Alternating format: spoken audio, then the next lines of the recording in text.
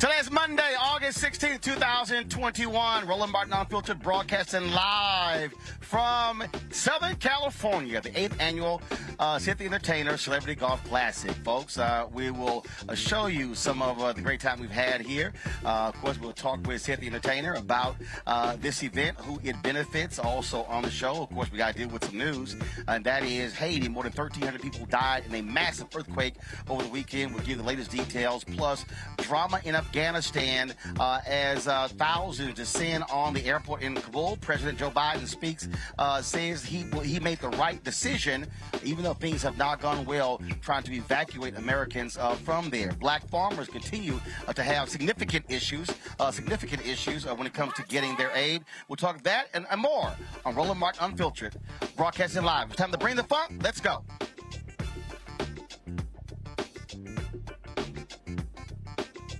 He's got the scoop, the fact, the fine. And when it breaks, he's right on time. And it's rolling. Best believe he's knowing. Putting it down from sports to news to politics. With entertainment just for kicks, he's rolling. It's on go, y'all. It's Roland Martin, yeah. Rolling with Roland now. He's funk, he's fresh, he's real, the best, you know he's Roland Martin now.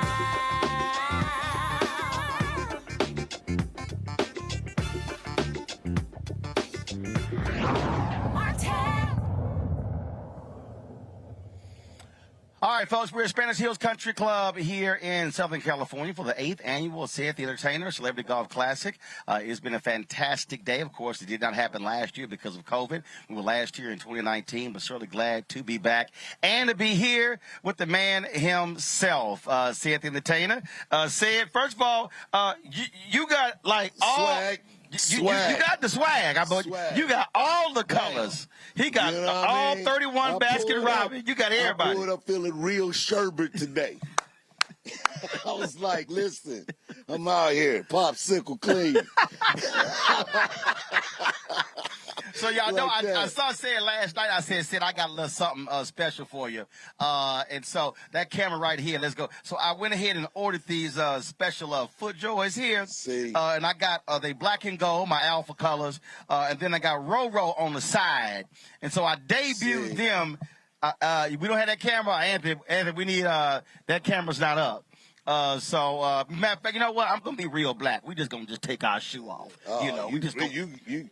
You got you got the modern technology. Yeah, these are called the boa.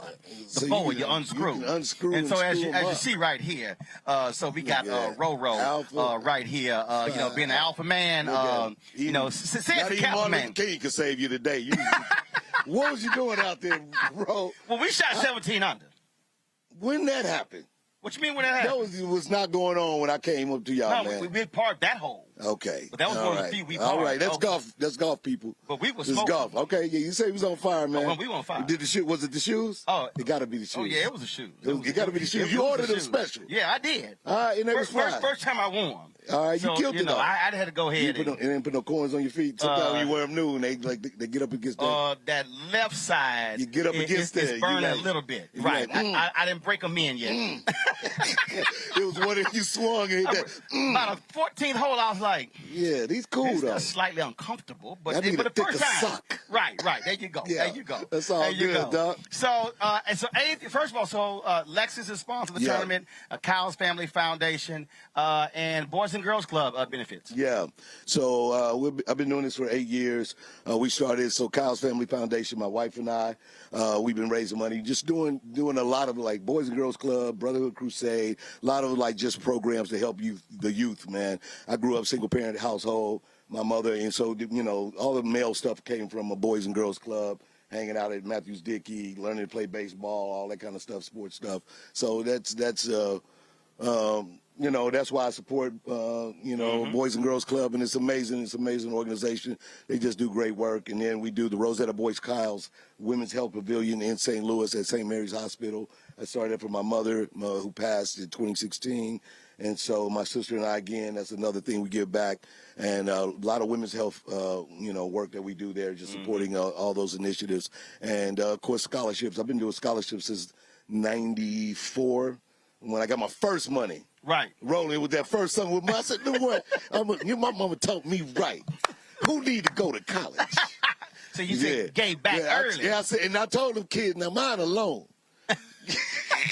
If you don't graduate, I'm coming looking for you. You got that right. I need mine back. Oh, yes. Oh, you know, I ain't just giving you this for college. Right. Do something. For you to finish. All right, don't give me mine back then. You ain't do it?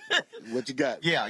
No, I feel you on that one. Yeah, I feel you on that one. I feel you on that one. Now, you have, first of all, great turnout. And last night at the VIP party, we live streamed last night. Yeah. And you were on stage along with Eric Benet, Philip Bailey, Valerie Bailey. Yeah. Who was the guy leasing in Chicago? His name escapes. I'm sorry. Yeah. Everybody just kept saying the white guy on stage. That's what everybody kept saying in the audience. They're like, the white guy on stage. Who the white guy? He's with Chicago. Is it Sean or Michael something? I don't know. Bill Hammond, though. Bill know. Bill know his name. And let's see. And it was Uncle Mike Phillips on saxophone. It was crazy night. It was crazy. Yeah, it was, and it, you know, and it just kept getting higher and higher. Everybody took it to the stage. Philip Bailey up there killing it. Started out on fire. Absolutely. Like, you know. The band was killing it. I mean, they were jamming hard. I had folks the band was amazing. I had folks texting me saying, yo, man, that band's tight. Yeah, give it up to Herman Jackson. Yeah, they killed it right there. You know Herman's an alpha. You know what? I saw the jacket he had on, and I said, you know, something wrong with that brother. I said, I can't put my finger on it. And now you right there. Oh, that's what it was? There. Oh, yeah, okay. Alpha, got it. Got it. No wonder. Got it. That's what it was. Got it. See how Cap was on? He had some make it out here. His boy from St. Louis, Joe Torre out here. George Lopez, Anthony Anderson, Eric Dickerson, Marcus Allen. Yeah, man. Oh, my God. Alex English. Man. Yeah, Coach Woodson, Coach Dr. Woodson. J. It was all lit. Ozzie Smith was lit out here. Man. Eric Dickerson, we was having a good time today, man. Absolutely. So it was fun, and people had a blast, man. That was great. So, you know, it's been really this last night was people coming in town, a lot of great people showing up in support of this. And so, you know, we just been growing each year, man, and it's fun. It's fun to have it back again. You know what I'm saying? Hopefully, you know, everybody going to be. Absolutely. You know what I'm saying? Put that on it. So just so y'all know, like we were live streaming last night, and so when Ced walked out, Ced was like, y'all got like the whole setup. You know, man. You know, we can't be regular. Let me tell y'all about Roland Martin, man. This is a serious situation. This hardwood floors under us right now. This man that came in here, Roland Martin got a whole full-on setup, man. He hung a light. It's a situation. There's people in the background. I can order stuff from somebody right now. It's that serious. It's serious over here. Lights, camera, man. I told Bill. We gonna do the show. You don't mess around. Now, normally we live 6 to 8 Eastern, which is 3 p.m. Here. So that would be. We were still playing. So I said, Bill, only for Ced, I'm gonna move the show to 5. We'll go live at 5. I said we're gonna have a great backdrop. But let's just stop right there. Who the boss though? Who the boss? You know, for you though, what I'm gonna do is. I have to ask nobody. Yeah, you just decided. That's what I'll do. Right. It's Roland Martin, man. Right. See, that's black ownership. Black ownership. That's for all the youth out there. Understand it. And my man, you do great journalism as well.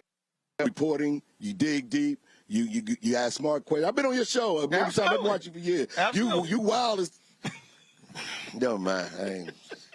This your show. I ain't even ready to do that to you, Roland. Come on, man. The show called Unfiltered. They know you wild, man. This boy be out here with them T-strap sandals on and dance the night away. You didn't dance last night. No, we were working last night. Oh, okay. Because man, if Roland get on that dance floor. Come on now. All right, now. Because see what happened was one of my camera guys, he didn't know that we were going to be mobile.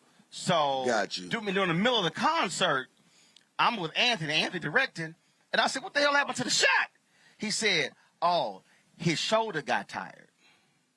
Oh. And I went, Hey, man. "His shoulder got tired?" And then you turn into Ike Turner. So I walked over. Come here. Whose shoulder got tired? Right. So what I did was he had the Roland Martin, unfiltered. He like the dark side. That's right. He had the camera Come here. on his right shoulder. He was leaning. And I walked over, I tapped him on his left shoulder. Yeah, hard. Give me the camera. And then did your own camera? Oh, you didn't see me? Remember last night? Doc. That was you. That was me. You had your hat backwards. No, I had a rap suit. Yeah, that's it. Ain't got no sense. But I tapped him, and somebody was like, You took over, man. All right. I know you do it all. Like, you shoot? I said, man, look. I said, I was behind the camera before I was in front of the camera. I said, oh. Yeah. I said, because see, when you own the company, sometimes you got to grab the camera. And that's another lesson for the youth out there, all right? Don't be above your pay grade. Your pay grade is the whole thing through. Don't ever think you're too big to do any one of the jobs along the way. If you got the suite, it's yours, right? It's yours, ain't it? That's what you got to do. You got to let them know. You can do all the jobs. Well, y'all, the awards program, they got dinner going on right now. They got the awards program. And so I know I won one close to the pin. So I'm going to walk away with something. All right, that's nice. So we're gonna pop in there. We're trying to get a camera. So when that starts, we'll have a camera in there live. And so we're going to come back with some other celebs here. We said, man, it's always good to see you, my brother. We appreciate. Thanks for accommodating us, hooking us up. And so we'll be going to definitely have some more of the folks talking about the golf tournament and have some good time here. Indeed, I'm going to see you in a bit. All right. Folks, got to go to break. We come back. We're going to talk with the U.S. ambassador to the Haitian ambassador to the United States about the situation there. More than 1,300 killed in an earthquake there. We also talk about what's happening with Afghanistan. We'll be joined by Malcolm Nance, national security expert, as well as Congresswoman Barbara Lee, the only member of Congress to vote against invading Afghanistan. All of that, plus more, from the Cedric Entertainer Celebrity Golf Classic here in Southern California. We'll be back on Roland Martin Unfiltered in just a moment. Black women have always been essential. So now how are you going to pay us like that? And it's not just the salary. I mean, there are a whole number of issues that have to support us as women. Yeah. But that's what we deserve. We shouldn't have to beg anybody for that. And I think that we are trying to do our best as a generation to honor the fact that we didn't come here alone and we didn't come here by accident. I always say every generation has to define for itself what it means to move the needle forward.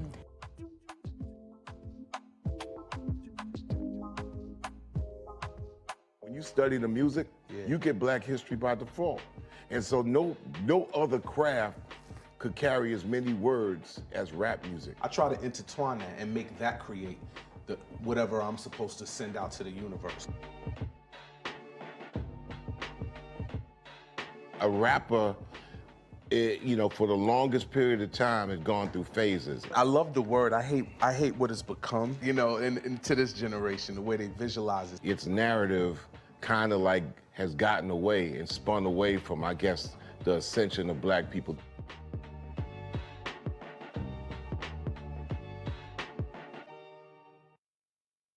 Hey, I'm Dion Cole from Blackish. Hey everybody, this is your man Fred Hammond, and you're watching Roland Martin, my man, Unfiltered.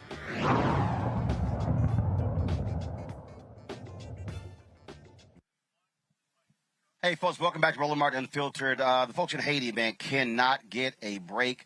Of course, weeks after the assassination of the nation's president, a massive earthquake, 7.2, hit that island, hit that country, folks, leaving more than 1,300 people dead. Significant devastation in the country of Haiti. Joining us right now is Boshit Edmond. He is the ambassador to the United States of Haiti. Ambassador Edmond, glad to have you back on Roland Martin Unfiltered. What is the situation there? Has the death toll been updated, and what kind of assistance is Haiti asking of the international community?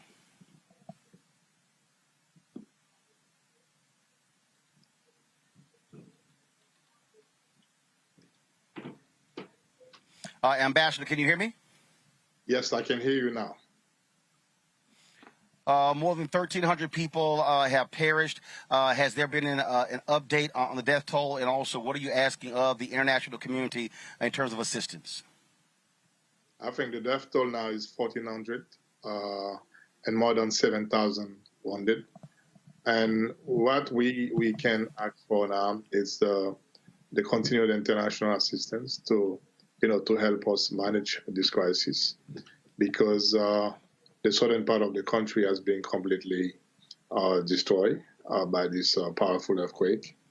And now I believe the most important thing is, since we have already received some assistance in terms of search and rescue, and I think now we need to concentrate on medical supplies, because the hospital were already overwhelmed by the COVID, but now they are facing a situation where they need more medical equipment and more meds and so on. So now the critical part is to assist the wounded and to assist those who were saved, and to give them the good care that they need. What percentage of the country has been impacted by this earthquake?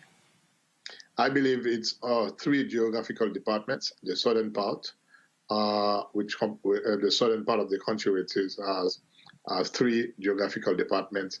I believe that we can talk about around more than 6 or 5, between 4 to 5 million people.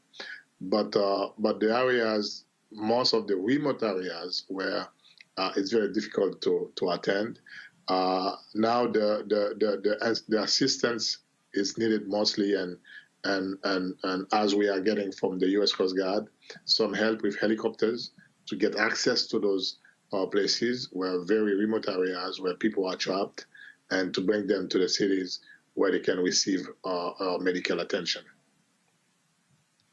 You talked about hospitals being overwhelmed by COVID. Are you setting up remote hospitals? How is that going? And do you have Doctors Without Borders and others? Are folks also coming in to provide assistance? Yes, Doctors Without Borders are there. And then we hope to receive some medical help from Israel by tomorrow morning. And then some hospital chief hospital are being conceived to see how they can help with those with the situation, because the current hospital now overwhelmed, they are full.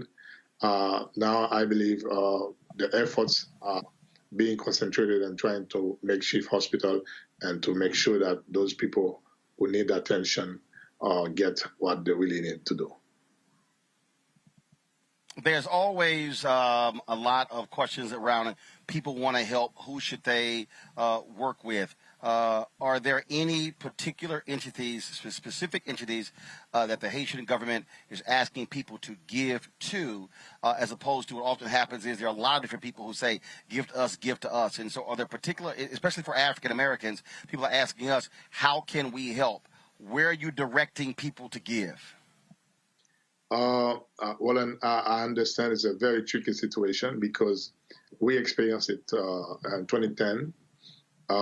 Because for the current moment, what we are trying to do, we are trying to avoid to make the same mistake again. Because now we just don't want to direct people to any organization like this without making sure that those are credible organizations. We are currently working with the Ministry of Planning and some other entities, because what we want to do, we don't want to receive any goods, any material whatsoever.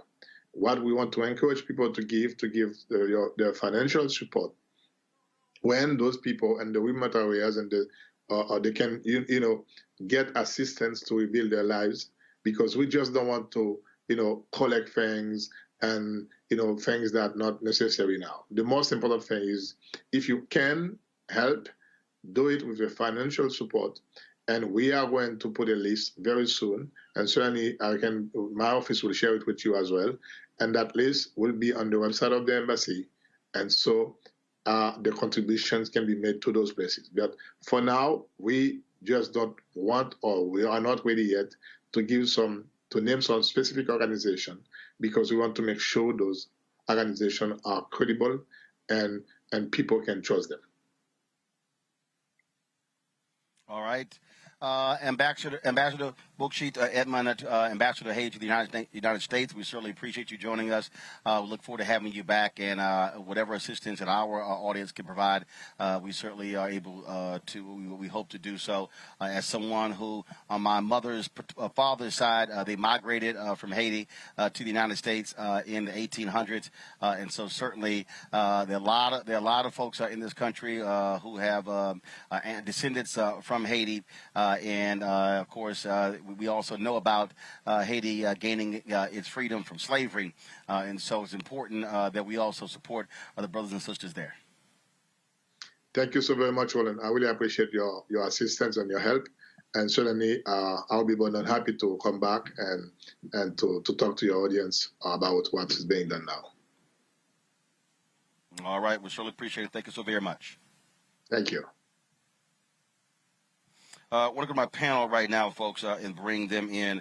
We're joined by Avis Jones DeWeaver, also Omakongo Debinga. He's with us as well as Michael Brown. Glad to have all three of you here.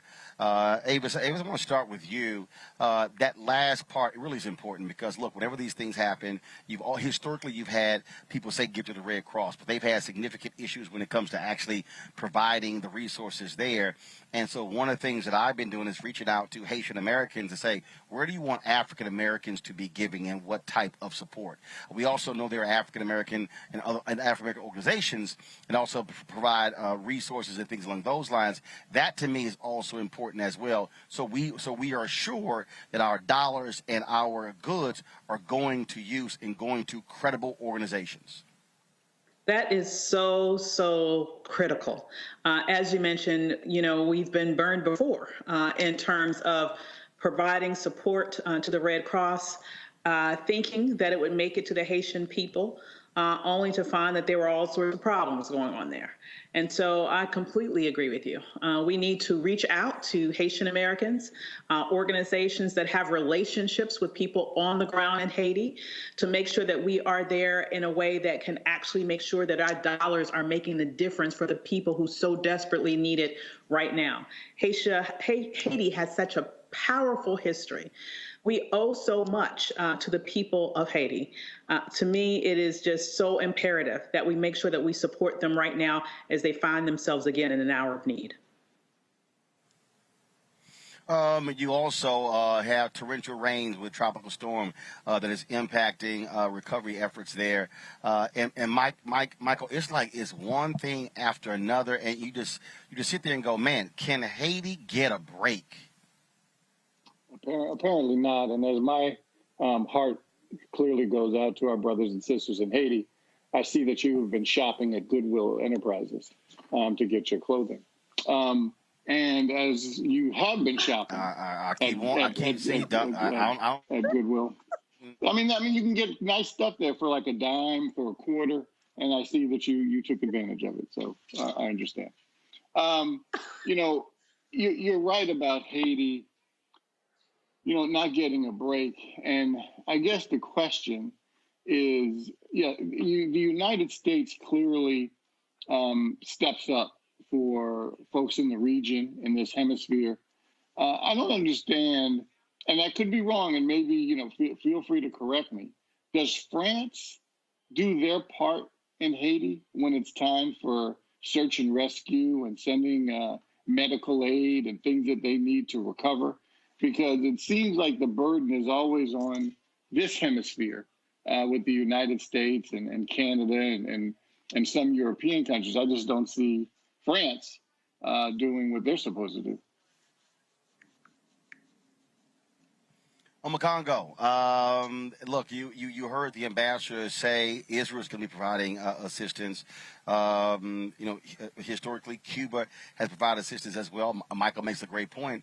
The country that Haiti, frankly, had to pay back a lot of money for gaining its independence, they should be stepping up as well. Oh, most definitely. And that's the case with many of these former colonial areas, and on many levels, Haiti is actually still paying France now for what it did. I'm talking financially as well as politically. And Michael is right. These countries often don't step up. My parents are from the Congo, and we have a history there as relates to the Belgians, who left us with one college graduate in the entire country. And so that history is real.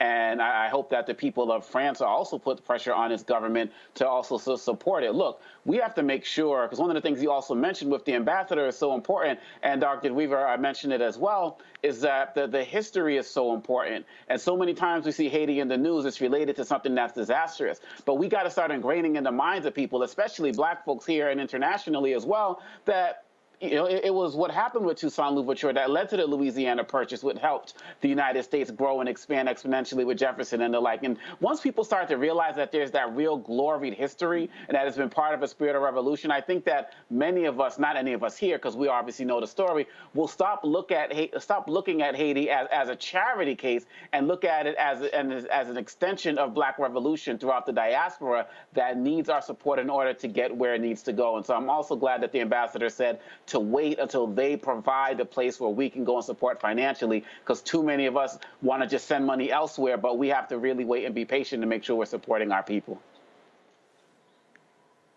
Absolutely. And folks, it is absolute devastation there. Again, you heard the ambassador say more than 1,400 have been confirmed dead in Haiti.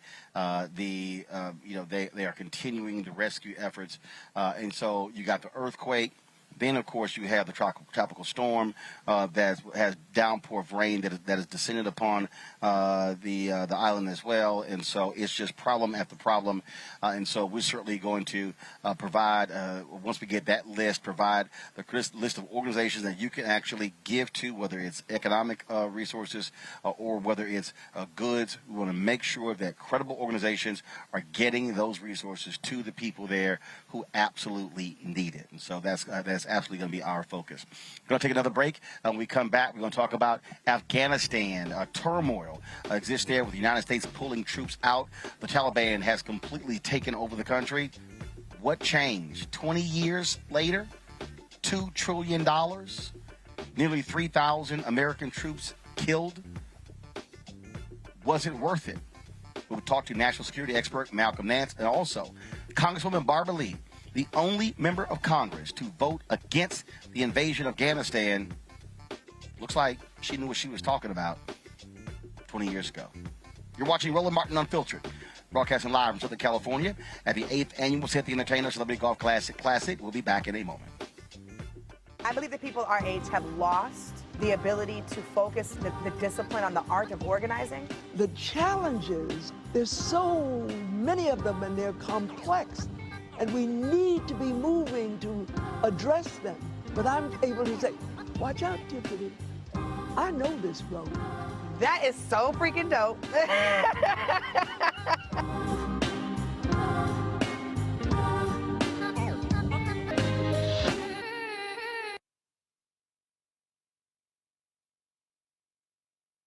Floyd's death hopefully put another nail in the coffin of racism. You talk about awakening America. It led to a historic summer of protest.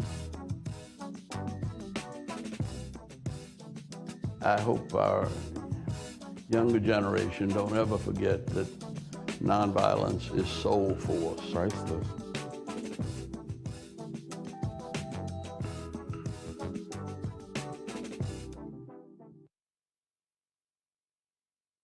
Hey, I'm Cupid, the maker of the Cupid Shuffle and the Wham Dance. What's going on? This is Tobias Trevelyan. And if you're ready, you are listening to and you are watching Roland Martin Unfiltered.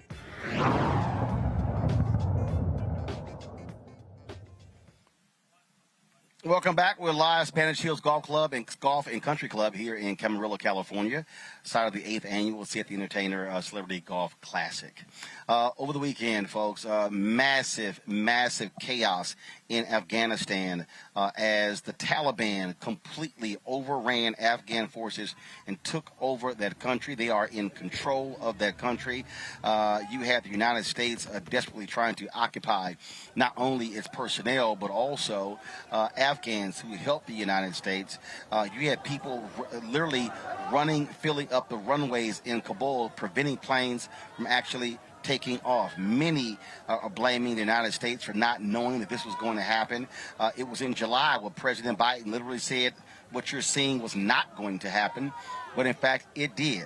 Earlier today, he spoke to the nation and said if he had to make the decision again, he absolutely would continue to pull American troops out of Afghanistan. American troops cannot and should not be fighting in a war and dying in a war that Afghan forces are not willing to fight for themselves. We spent over $1 trillion. We trained and equipped an Afghan military force with some 300,000 strong, incredibly well equipped, a force larger in size than the militaries of many of our NATO allies. We gave them every tool they could need. We paid their salaries, provided for the maintenance of their Air Force, something the Taliban doesn't have. Taliban does not have an Air Force. We provided close air support. We gave them every chance to determine their own future. What we could not provide them was the will to fight for that future. A lot of blame has been going around. You got Republicans who are blasting President Joe Biden, folks comparing this to the fall of Saigon. Keep in mind, it was Donald Trump who signed the agreement to pull U.S. troops out of Afghanistan by May of 2021. Don't forget, Donald Trump wanted to invite the Taliban to Camp David. Yeah, don't forget what actually happened. How foul is the Republican Party? Well, they actually disabled a page on their website that touted Donald Trump's agreement with Afghanistan and the information regarding the Taliban. Sounds about right. Joining us right now is Malcolm Nance. Malcolm, of course, is an MSNBC contributor. He also is the author of the book, The Plot to Betray America, How Team Trump Embraced Our Enemies, Compromised Our Security, and How We Can Fix It. Malcolm, 20 years, $2 trillion spent, nearly 3,000 soldiers killed in the country. There are folks, some who are saying, we gained nothing out of this. The Taliban is back in charge. Do you agree with that assessment? Was it wise for the United States to go into Afghanistan? And what the hell happened here that the intelligence community thought that it would be 60, 90 days that this would actually happen when it was a mere several days? Well, first off, we had a mission to go into Afghanistan in 2001, which was to take down the support structure of al-Qaeda, which, by the way, at that time in the Islamic Emirate of Afghanistan was actually running the training programs for the Taliban. They essentially were organizing and maintaining professionalism in the Taliban's military forces at that time. That mission was accomplished relatively quickly. We routed al-Qaeda's forces, and then by February 2002, the Bush administration completely changed its sights about what it actually was doing. They started going, of course, planning to invade Iraq. And all of the resources that had flowed into Afghanistan, all of the forces that were in that region completely shifted away from Afghanistan towards Iraq.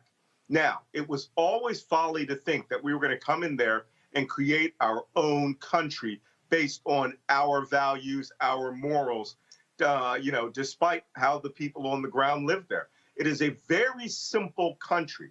I went in very soon after 9/11, right after the Tora Bora operations, and it was very clear to me that the people on the ground there wanted some fundamental things that just worked well with the Taliban. The right to live by their own culture, within their culture, because the Taliban were Afghans. The right to worship their God in the way that they wanted to, which was fundamental Islamic, and of course, to maintain the prosperity that they could understand from the culture they lived in and get, future prosperity, which for them was getting their sons married, right? Having children, grandchildren, getting their sons married. They were not looking to go drive around in Camaros. The most they wanted, perhaps, was a few more goats, perhaps a donkey, even often the pie in the sky, a pickup truck to help their little farms. But that is not something we offered. We offered to restructure the entire country precisely like the Soviet Union did when they invaded Afghanistan in the late 1970s and wanted to remake this.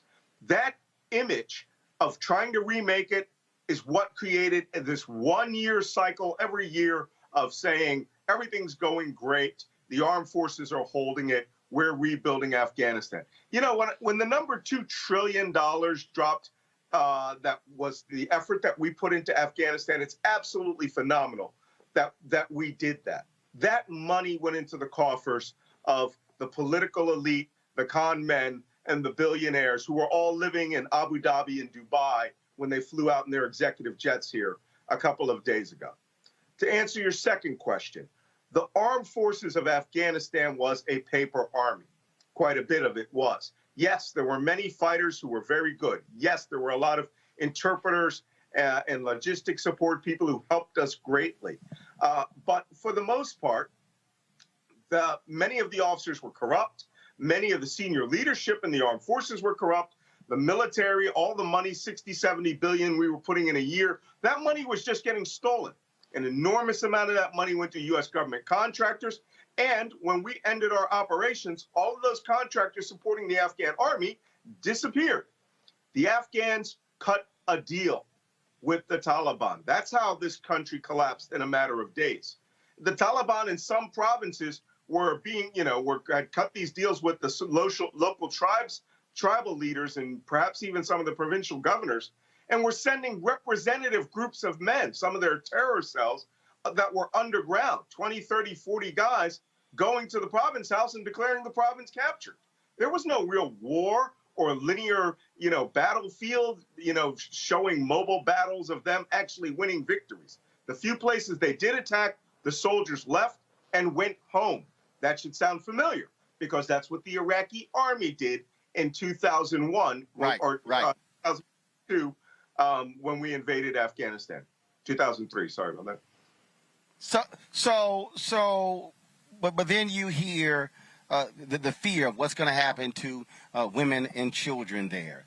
We already are seeing some of these videos. You're already seeing people talk about the human rights abuses. And so then the question is, what should have been done? First of all, was our military properly prepared to extract people from the country? Could we have avoided these scenes? Should the United States military have sealed off this airport and had it under its control to be able to coordinate flights out and things along those lines? What should have been done to avoid the chaos over the weekend and what's still happening right now? I'm sorry, you were always going to have that chaos. So now it's time for a little history lesson, because one of the things that I mentioned on air over the last couple of days is quite simply this. Americans are culturally ignorant of other peoples, and they don't understand that those peoples have a vote in what happens out there. And many of those, again, the reason that airport was surrounded so quickly and flooded, many of those people who are Taliban today were Afghan National Army 3 days ago, right? So should we have done this? Yes. There could have been an enormous quantity of preparation, but the United States Armed Forces cannot bend space and time to our will and suddenly have 100 transport aircraft there. We had been mobilizing a few days ago, 3 or 4 days ago, to bring in 6,000 to 7,000 troops into that region. But many of the commanders surrendered their forces. The government left. The Taliban took their few hundred men and drove in from Jalalabad or came up from Kandahar, which is an 8-hour drive, and were there before any resources could flow into that place. Should we have been better prepared? Absolutely. Will Joe Biden have to take a hit for that? He said the buck stops with him. But the most important part of this story is the fact that this was negotiated years ago by the Trump administration. They gave the Taliban Afghanistan. The Taliban did not attack us or kill U.S. forces as part of that agreement in exchange for 5,000 of the most hardcore Taliban members and leadership to be released back into the Taliban, and they are all there. The president of Taliban, of the Islamic Emirate of Afghanistan today, is a person who was released under that deal. The Taliban were just waiting because it was given to them. The Afghan people who were there, the tribal leadership, were waiting for them as well and waiting to surrender. So we could not have, I mean, unless you listen to guys like me, right? The mid-level intelligence guys, the low-level intelligence guys who say, these guys are going to run it the first shot. Well, we had more faith in that. But as Secretary of Defense Austin said, you can't buy faith and you can't, you can't train in faith and you can't buy loyalty. And their loyalty is to their immediate families. They are now going to drop those uniforms, go home, buy a couple of more camels, a couple of more goats with the money they had. And before you think that that's a stereotype, that is a real thing, okay? And they are going to live their lives. The Taliban will establish a national government across the tribal areas, and they will go right back to 2001. But Roland, one last point. I mentioned history. This happened to the British in 1842. The only problem is in the first British-Afghan War is that all British forces in Kabul were slaughtered. Only 3 survivors out of a 2,000-man force. And they let those 3 survivors go into Pakistan to let them know what they had done to them. The British tried this in the 1890s again, the Russians in the 1980s. Look, you just have to learn these lessons. Don't go to a place that you don't understand. It should have been Americans that spoke Dari and Pashto, not having to hire interpreters. We don't do that. We run in and we use, with cultural ignorance, and we expect things to go our way. Malcolm Nance, always a pleasure. Thanks for the breakdown. We appreciate it. My pleasure. Years ago, there was only one member of Congress who had the courage to vote against the war in Afghanistan. She was the congresswoman from Oakland, California, Congresswoman Barbara Lee. This was the speech that she gave on the floor of the House of Representatives at that lone vote. Mr. Speaker, members, I rise today really with a very heavy heart, one that is filled with sorrow for the families and the loved ones who were killed and injured this week. Only the most foolish and the most callous would not understand the grief that has really gripped our people and millions across the world. This unspeakable act on the United States has really forced me, however, to rely on my moral compass, my conscience, and my God for direction. September 11th changed the world. Our deepest fears now haunt us. Yet I am convinced that military action will not prevent further acts of international terrorism against the United States. This is a very complex and complicated matter. Now, this resolution will pass, although we all know that the president can wage a war even without it. However difficult this vote may be, some of us must urge the use of restraint. Our country is in a state of mourning. Some of us must say, let's step back for a moment. Let's just pause just for a minute and think through the implications of our actions today so that this does not spiral out of control. Now, I have agonized over this vote, but I came to grips with it today, and I came to grips with opposing this resolution during the very painful yet very beautiful memorial service. As a member of the clergy so eloquently said, as we act, let us not become the evil that we deplore. Thank you, and I yield the balance of my time. And joining us right now is Congresswoman Barbara Lee. Congresswoman, glad to have you back on Roland Martin Unfiltered.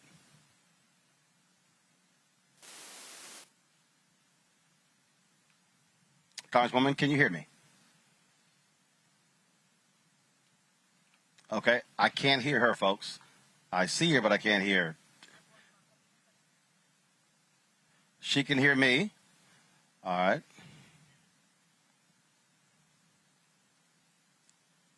All right, let's see. Double check your system, see if you're muted. Just make sure you're not muted, Congresswoman. Now I can hear you. Now I got you. Now we got you. You can hear me. Okay. Now we got you. Now we got you. Now we got you. All right, cool. Now we got you. First and foremost, when you see those video clips from this weekend, when you see the terror in the eyes of people, when you see the desperation trying to get out of that country, what was going through your mind? I'm feeling right now like I felt on September 14th, 2001. Devastated in so many respects, Roland. These people, our troops for 20 years have done everything we asked them to do. The Afghan allies, the people who supported the U.S. presence in Afghanistan, they're under threat of death. Our American diplomats, our citizens, NGOs, businesses, it's terrifying what's taking place. But I have to tell you, we have got to do everything we can do. And that's what I'm thinking about now is how do we, in my capacity as chair of the subcommittee that funds a lot of our visas, special immigrant visas, and all of the diplomatic and development stools of our foreign policy, what I can do more to help this administration with these evacuations. Because we have got to do something. People are desperate. They're dying. They're hanging onto planes. This is untenable. And so that's how I'm feeling right now. That's what I'm working on day and night. And also, of course, I hope everyone recognizes that there's no military solution in Afghanistan. And the president's absolutely correct in his decision and what he did. But the movement out and the planning was, in many respects, short of disastrous. So how do we resolve this particular issue here? There are a lot of people, obviously, who are concerned about the treatment of women in Afghanistan. But we also are dealing with, there are numerous countries where we can be angry and disagree with human rights violations. Look what's happening in Myanmar right now. What's happening in Malaysia? The prime minister resigned. What's happening in other countries? And so, how do we deal with that, where our presence kept the Taliban from being in control? But the option really was: do you stay there for the next 100 years, or do you simply say, Afghanistan, you've got to take control of your country? We can't be Big Brother for forever. Look, we can't nation build, Roland, at all. This is an example of a presence, a military presence, where there's no military solution attempting to nation build. We owe the people of Afghanistan support from after we invaded the country and did everything that we did. Our soldiers did everything that this country asked them to do. So we owe them a debt of gratitude by helping them with the development, with women's education, women's empowerment, everything, schools, everything that we needed to do to help them. But we should not have been there for 20 years as a military occupation, Roland. And so, yes, we stand for human rights throughout the world, but we can't nation build. And so wherever there are violations of human rights, we need to say so, and we need to engage in the mechanisms that would encourage these violations of human rights to stop. But we cannot occupy a country militarily when there's no military solution. And then now, as with Afghanistan, we see what's happened when you do occupy a country for 20 years. There's no military solution. Now we're faced with a terrible disaster. And so we need to really learn the lessons of Afghanistan and know that, Congress has been missing in action. I've been trying to get Congress to revisit this blank check that was given. And Congress has to really put some restraints on military adventures around the world. That has nothing to do with protecting our national security. The president can always use force if our national security is at threat. He has that responsibility and duty under the Constitution. But Congress authorizes the use of force, and we have to do that very selectively, targeted, so we don't end up where we are today in other countries. Last question for you before I go to my panel and each one of them ask you a question. What does it also say that this nation had no problem. Congress had no problem spending $2 trillion in Afghanistan. But Say God that again, forbid, Roland. Say that we again. talk about I said, what do we say to folks when Congress had no problem spending $2 trillion in Afghanistan, but God forbid want to put together a program of $2 trillion to actually spend in American cities where you're dealing with the poor and impoverished, where you're dealing with high rates of infant mortality? What does it say that this country has no problem spending that type of money when it comes to the military, but when you talk about non-military, then all of a sudden it's, oh, we can't afford these things? Mm-hmm. Says a lot about our priorities, but it also says a lot about why so many people are living on the edge in this country and why we have now a military budget of over $740 billion, which is excessive. We have enough resources, a budget in the military that could warrant a 10 to 15% cut right now, which would invest $75 to $80 billion in human infrastructure, building our own nation, helping people who have been shut out and marginalized for so long. So people need to rise up and say, stop it. You know, we have other tools in our toolbox, Roland. You know, I chair the subcommittee on appropriations that is responsible for a $62 billion budget for diplomacy and development. But yet the defense spending is $740 billion. It's totally out of balance. And so the public, we have to educate the public so people know they have to make sure their members of Congress understand that they're not going to tolerate this military first Pentagon spending budget at the expense of their quality of life, but also it's not at the expense of our national security. So we've got to make sure members of Congress are not afraid of reducing the military budget, because that's the only way we're going to bring some sanity into our federal budget and our priorities. Questions for my panelists. I'm going to start with Omakongo. Your question for Congresswoman Beverly. First of all, thank you so much for your courage and bravery. It's been amazing to watch over the years. I wanted to know, what do you feel going into 2022? What is the best way for us as just regular citizens to keep the pressure on Congress to make sure that some of the things that you've been talking about are actually taking place, particularly when you talk about reallocation of the budget, education issues, and just getting them to prioritize what should be happening in our country that's not? Sure. Thank you so much for that question, because that is the question, how we hold elected officials accountable in between elections. And I don't see enough African Americans and people of color lobbying their members of Congress, saying, no, do not vote for this, or yes, vote for that. And so we have to have a lobby operation going on, a people's lobby, you know, that holds members of Congress and other elected officials accountable to promises that they make during the elections, but also to public service, to what they need in terms of their daily lives. I mean, people pay taxes regardless. And so some of those tax dollars should come back to our communities for schools, for housing, for health care, for climate change initiatives, energy efficient initiatives, and for job creation. And so you can't just elect people and let them go at it. You have to hold them accountable each and every day. I hear from my constituents. Let me tell you, I always say my district is one of the most enlightened districts in the country, because I hear from them each and every day about issues like, this is important. We know this vote's coming up. What do you think about it? How are you going to vote? We engage constantly. And that's what people need to do with their elected officials. Thank you. Avis, your question. Congresswoman, wonderful to see you. How are you?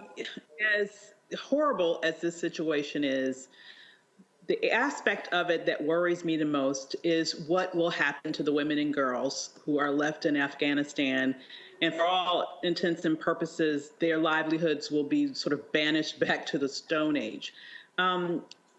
What do you think we can do at this point to, in some way, help to provide some humanitarian help to the women and girls who have been left behind?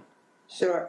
And let me tell you, that terrifies me also. And I've worked over the years on supporting the Afghan women through a variety of programs and funding priorities. And to see now a moment where the women of Afghanistan are going to have to go back into the dark ages is morally wrong. It's offensive and it's tragic and it's dangerous. And so we have to do everything we can do. And I'm glad that the president talked about every dime in terms of humanitarian assistance, development assistance. But we've got to work now with the international community, because if the Taliban is the governing body, if they're running the government in Afghanistan, how in the world do we engage diplomatically with the Taliban?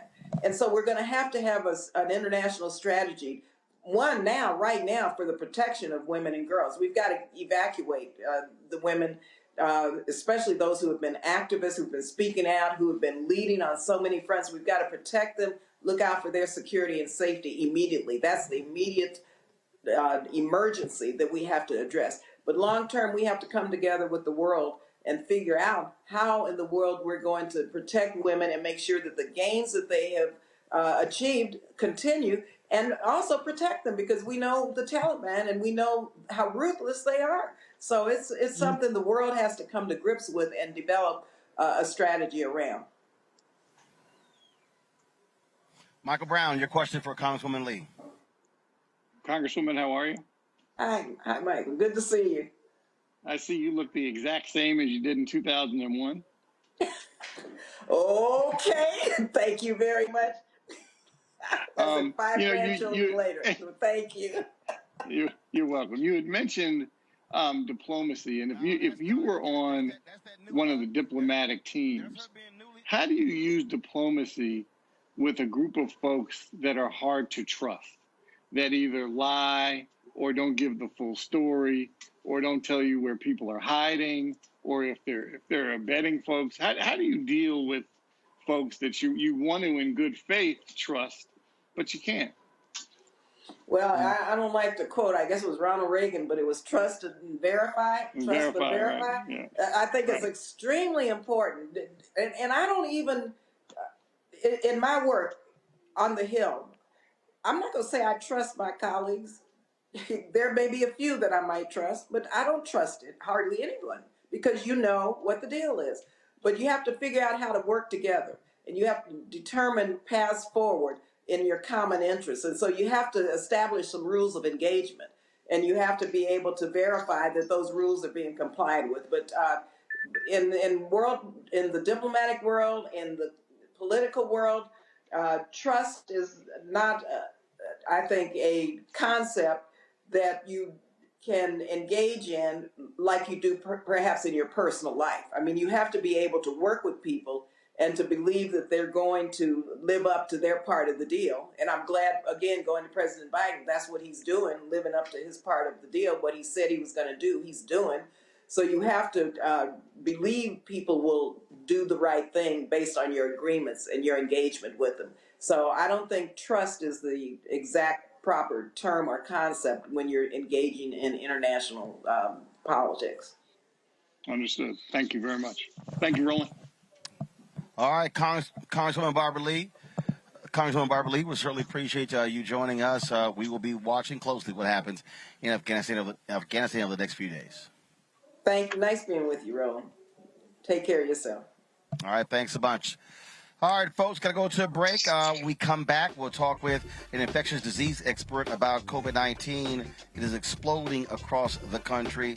Folks, what is going on and what are these red states doing? Also, black farmers continue to have issues when it comes to getting their payments from the federal government. And we'll be talking with more of our celebrities here at the 8th Annual Ceek the Entertainer Golf Tournament here at Spanish Hills Golf and Country Club in Camarillo, California. This gorgeous shot right here overlooking the golf course. It has been a fantastic day here in Southern California. And so we're going to go to break on that shot. We'll be back in a moment.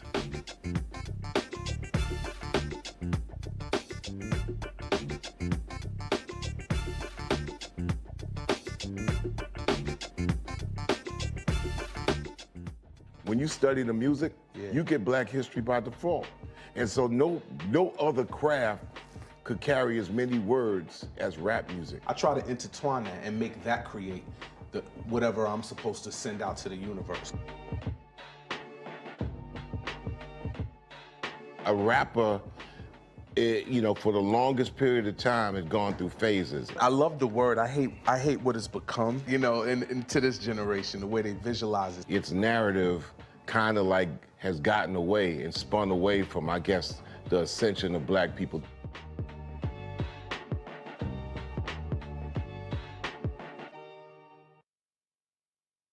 Floyd's death hopefully put another nail in the coffin of racism. You talk about awakening America. It led to a historic summer of protest. I hope our younger generation don't ever forget that nonviolence is soul force. Priceless.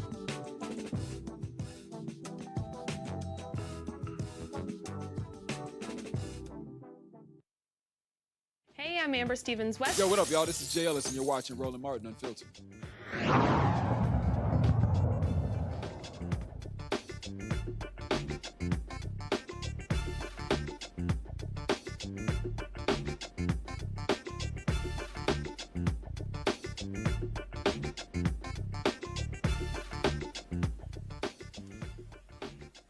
All right, folks, that is a gorgeous view of Spanish Hills Golf and Country Club here in Camarillo, California, side of the 8th Annual Cynthia Entertainer Celebrity Golf Classic. We are here, had a fantastic time playing today. Folks, we're outdoors, of course, a social distancing, trying to stay safe here, but all across the country, cases are exploding, and it is really happening in this, we call it this red belt. Alabama, Mississippi, Louisiana, Arkansas, Texas. Joining us right now is Dr. Alexia Gaffney. She's an infectious disease specialist. And just so people understand how maddening this is, Doc, you have the governor of Texas, this idiot, Greg Abbott, who now is threatening to pull the liquor license of restaurants that require COVID vaccination proof to enter the restaurant. I mean, but he's the same person begging neighboring states, hey, can you take free of ICU beds for citizens of Texas? I mean, that to me is the stupidity, where you have school districts and restaurants trying to be responsible, and this idiot, running after all these right-wing lunatics, is saying, oh, I'm going to snatch your liquor license. And in Austin, I just saw the story. 2 restaurants in Austin, Texas, have stopped doing it because the Texas Alcoholic Beverage Commission threatened to pull their liquor license. Unbelievable. These people literally have blood on their hands, and they're completely unbothered by it. And apart from their political gain, it's like, what is the sense in all of this? Why would you put people's lives on the line? Why would you now put children's lives on the line? And why would you do it so willfully and so maliciously? What is being done here is absolutely dangerous. And when school districts and businesses try to work around these mandates, or really the lack of any sensible mandates, they're now being punished for it. It's despicable. Right now, we're seeing more pediatric hospitalizations for COVID-19 than we've seen in the entirety of the pandemic. And it is, as you said, it's in the red states. It's in the places in the country where there are the least amount of individuals vaccinated or fully vaccinated for COVID-19. And children 12 and under, or under 12, can't yet receive the vaccine. So in these southern states where children have already returned to school, where teachers may not be vaccinated, where it's unlawful to enforce a mask mandation, we're seeing schools shut down already within the first 2 weeks or within the first 3 days of school because of outbreaks and rampant exposure to COVID-19. And it is dangerous, and it is life-threatening.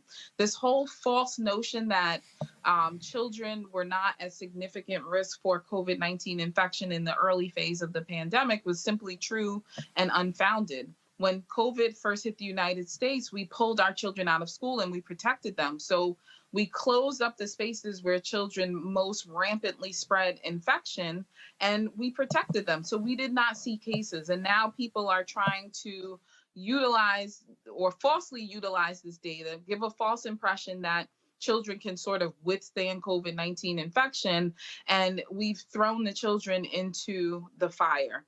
Even though most children may do well with COVID-19 infection, it is completely senseless that any child should lose their life to this infection when it can be prevented, when it can be avoided. And they are pulling out all the stops to pretty much ensure that people will get sick, be hospitalized, and die from this infection. And it is senseless and it's dangerous, and it's very disheartening to see as a healthcare professional. Here are two tweets that I think sums it up. Tennessee Governor Bill Lee announces executive order that allows parents to opt out of local mask mandates imposed by school boards and independent health departments. This happens on the same day that he activated the National Guard to help hospital care for COVID patients. This is, cognitive dissonance at its finest. And why are we allowing the parents to choose for their children when the parents do not know any better? How can these parents decide that they know better than public health officials, that they know better than epidemiologists, that they know better than physicians, that they know better than scientists and actual researchers, not the people sitting on their toilet bowl Googling and watching Facebook videos and watching YouTube videos, but the people who have actually studied and understand how a pandemic works, how an epidemic works, how we can control the spread of infection. How we are deferring to parents who don't have their children's best interests at heart is beyond me. And in our communities, we've seen people have their children removed from their care or removed from their custody for lesser offenses. And we have these people who are willfully putting their children's life and health and well-being on the line to I don't even know why they're doing this. It's not to prove a point. It's really just to defy the people who have their best interests at stake. So now we have some folks who are really looking out for the best interests of everybody, and then we have other people who are just willfully defying that. And we're at a complete split, and it's costing people their lives. You have healthcare professionals who are burning out, especially in and around the Tennessee area. You have healthcare professionals saying, listen, we did all we could in the first wave of this pandemic, and we're doing all we can right now. But right now we're exhausted, we're burnt out, we're ready to quit, and we're just over it because all of this is preventable. And so it's literally like a civil war that's going on between those who are trying to protect the health and well-being of both the vaccinated people and the unvaccinated people, and those who are vulnerable but not yet candidates for vaccine, i.e. our children, and some of the most vulnerable adults in our population. And you have the people on the other side who just don't frankly seem to give a damn. There's not a better way to say it. Dr. Gaffney, we always appreciate it. Thank you so very much. One of the reasons why we continue to have black health experts on here and not what I call all of these Google physicians. Mm-hmm. Yes. Thank you for having me on, Roland. I appreciate it. Thank you so very much. Thanks a lot. Thanks a lot. Thank you very much. You do the same. Avis, on that particular point, I'm really sick of these people who don't even know what the hell is in an Advil. But when their damn head hurts, they'll take an Advil, but all of a sudden they want to question a COVID vaccine. I mean, really, for real. It's so infuriating because it's not like we can just take these people and plop them on an island someplace so that they could just infect each other and have a good old time with spreading around the Delta variant and every other variant that's going to come as a result of their stupidity. Okay? No, unfortunately, they're mixed among us. And when you have them in governor's offices, where they are literally, I would believe, honestly, they're just playing this for their own political gain. To me, it just boils down to nothing less than plain evil. Because this type of ridiculousness, where on the one hand, you're going to undermine the success of businesses for you to make a political point, while at the same time you're putting people's lives in danger and asking other states to clean up your mess for you, is absolutely ridiculous. You know, I really hope people are paying attention and somehow are able to overcome all the challenges that's going on with the voting laws in Texas right now to be able to get this complete, insane evildoer and any others like him out of office. Omakongo, I get a kick out of the folks who say, oh, absolutely not. I'm not taking a vaccine And I had somebody who was saying that for me, look, I got God protected me, and the person responded, so when you get sick, you going to the church? That's a good one. That's a good one. Look, the way I see it, I say, you know, God sent us the scientists and the doctors that help create the vaccine. And so it's like, where do you really want to draw the line as it relates to how much you're going to look to the sky, you know, for assistance? At the end of the day, it's really sad because what Dr. Gaffney said, which is really important for us to pay attention to, is the fact that kids were generally protected last year because we kept them home. Now we're just throwing them out there, and like they say, when two elephants battle, it's the grass that gets trampled. And it's really unfortunate, and I think that right now what we're seeing is that these governors, these Congress folks, these guys, if they have kids, none of them, their kids are going to the schools that are going to be affected by it. They're in private schools that have mask mandates, and they're completely separated from everything that's going on. As Dr. Weaver said, these people are evil, and I don't know if enough voters who support them are going to wake up. And if we don't get this voting rights issue fixed, these guys are going to end up staying in power for the long term, and we're going to have more deaths. And so we need to get up. We need to act up. We need to hit the streets. And I commend all of the businesses that are out there trying to make the right decisions, who are fighting these governors. And yes, Texas Supreme Court sided with Abbott. This might go to the higher courts, and I'm hoping that, given some of the things that we saw with Coney Barrett, we might be able to get some justice with the Supreme Court to some of these cases, make it there. Fingers crossed, but it shouldn't have to get this far. Tell you, it's crazy, Mike Brown, and I swear, I'm telling you, I was at the Kim Babyface Music Soul Child concert. I dropped in Houston, and the sister comes up to me from Arizona, and she's like, why won't you have people on your show who give the other side of the story? I said, I'm sorry, what's the other side? She says, well, I'm not vaccinated. I said, well, first of all, back the hell up. Her ass unvaccinated, got a mask dangling from her wrist. I said, I need you to back your ass up. And she says, well, you know, I have a pharmacist, and he doesn't believe in the vaccine. I said, well, first of all, he ain't a doctor. I said, that's the first thing.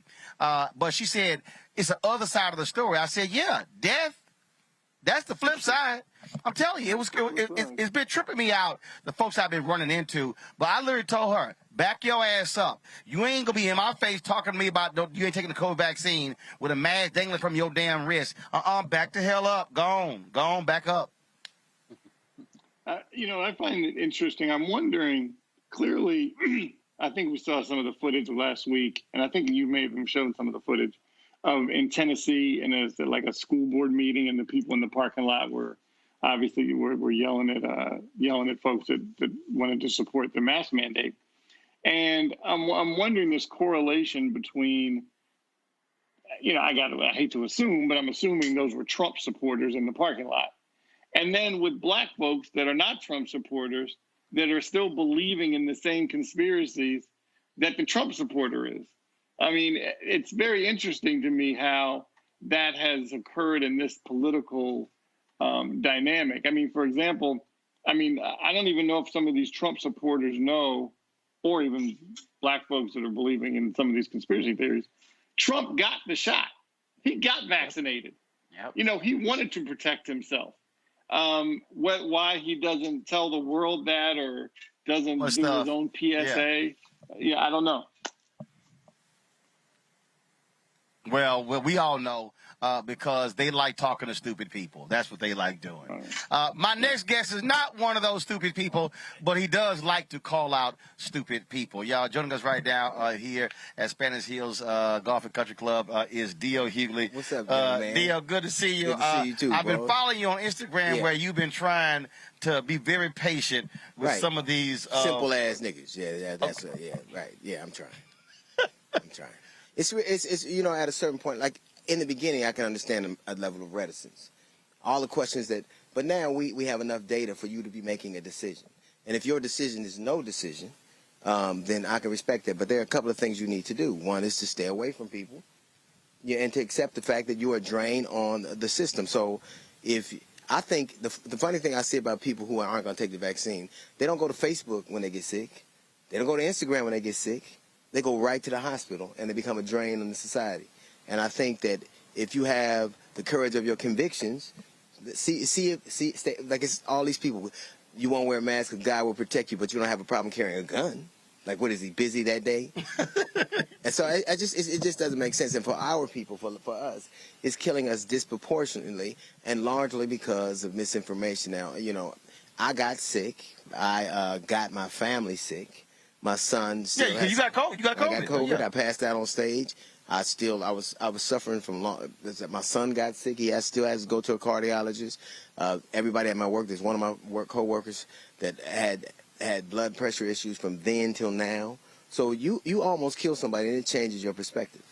I had long haul COVID so bad that, Roland, I'm gonna tell you, it was many days I thought I was gonna punch my ticket. I was like, I'm not gonna live my life like this. And so all these people who think that your motivation is just that you're paid, as asinine as that you're paid by a pharmaceutical company. How about you got sick, you sicken people you love, and you would rather that people didn't have the same experiences you did. Experiences isn't the best teacher, it's just the hardest. And I showed the video last week. There was a lawyer in the UK, white guy. He goes, I'm glad I got COVID. I'm glad I got COVID so I can show y'all this is not that big of a deal. It's just like the flu. So he records these videos, and then he recorded one of the videos. He says, well, last night I was in lots of pain. He says I was curled up in the fetal position for 6 hours. And I was sitting there thinking, I've had the flu. I ain't never been curled up in the fetal position for 6 hours. Right. That sounds painful as hell. Well, it was 9 days later, his ass was dead. Well, I think that, but people refuse. People often they cite the Tuskegee experiment, and the families, the descendants of those people came on and said, so it's nothing that's going to satisfy some people. Dude, I had one of these ignorant, super weave YouTube historians dogging me because I had Dr. Ebony Hilton on. We were talking about Tuskegee, right? And we're discussing it, and I said, y'all, I went to the museum in Tuskegee. Right. They made it clear they were not injected. They actually were not treated. Like Henrietta Lacks wasn't. And all these folks were sitting here, oh, Roland Martin, you wrong about it.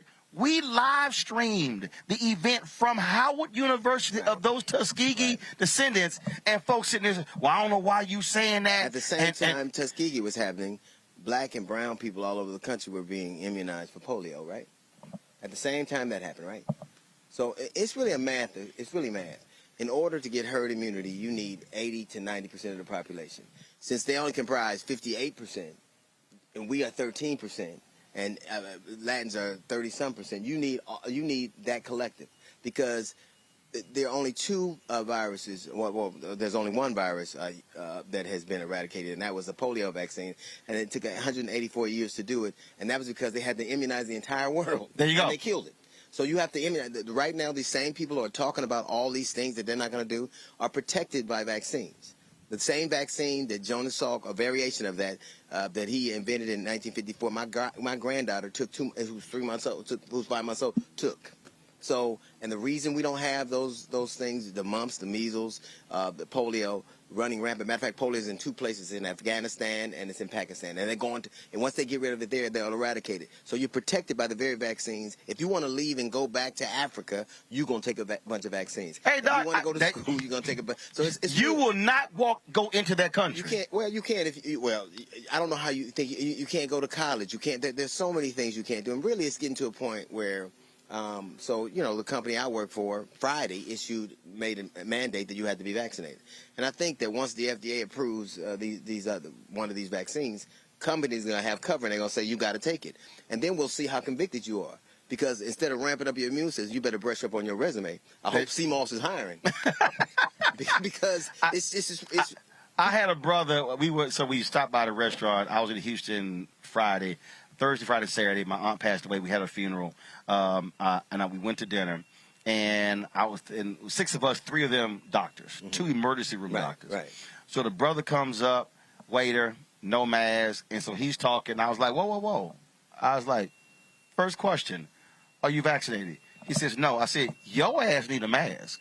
I got up, went to the manager. I said, first of all, do you require your waiters to be vaccinated? He said, no. I said, well, you damn sure didn't require them at least be wearing masks. Right. I said, that was in Houston, right? It was in Houston. And he said, but don't you know that the apparently Corona does not exist in it doesn't exist in Texas or Florida. So I think it does. Apparently it doesn't. But. Because Abbott and DeSantis just swear it doesn't. And I made the manager go get that brother a mask, and I pulled him aside. I said, he says, boy, I got some questions. I went, 1, 2, 3. Here are 3 black doctors who can answer any question you have, bro. You know, and I'm not.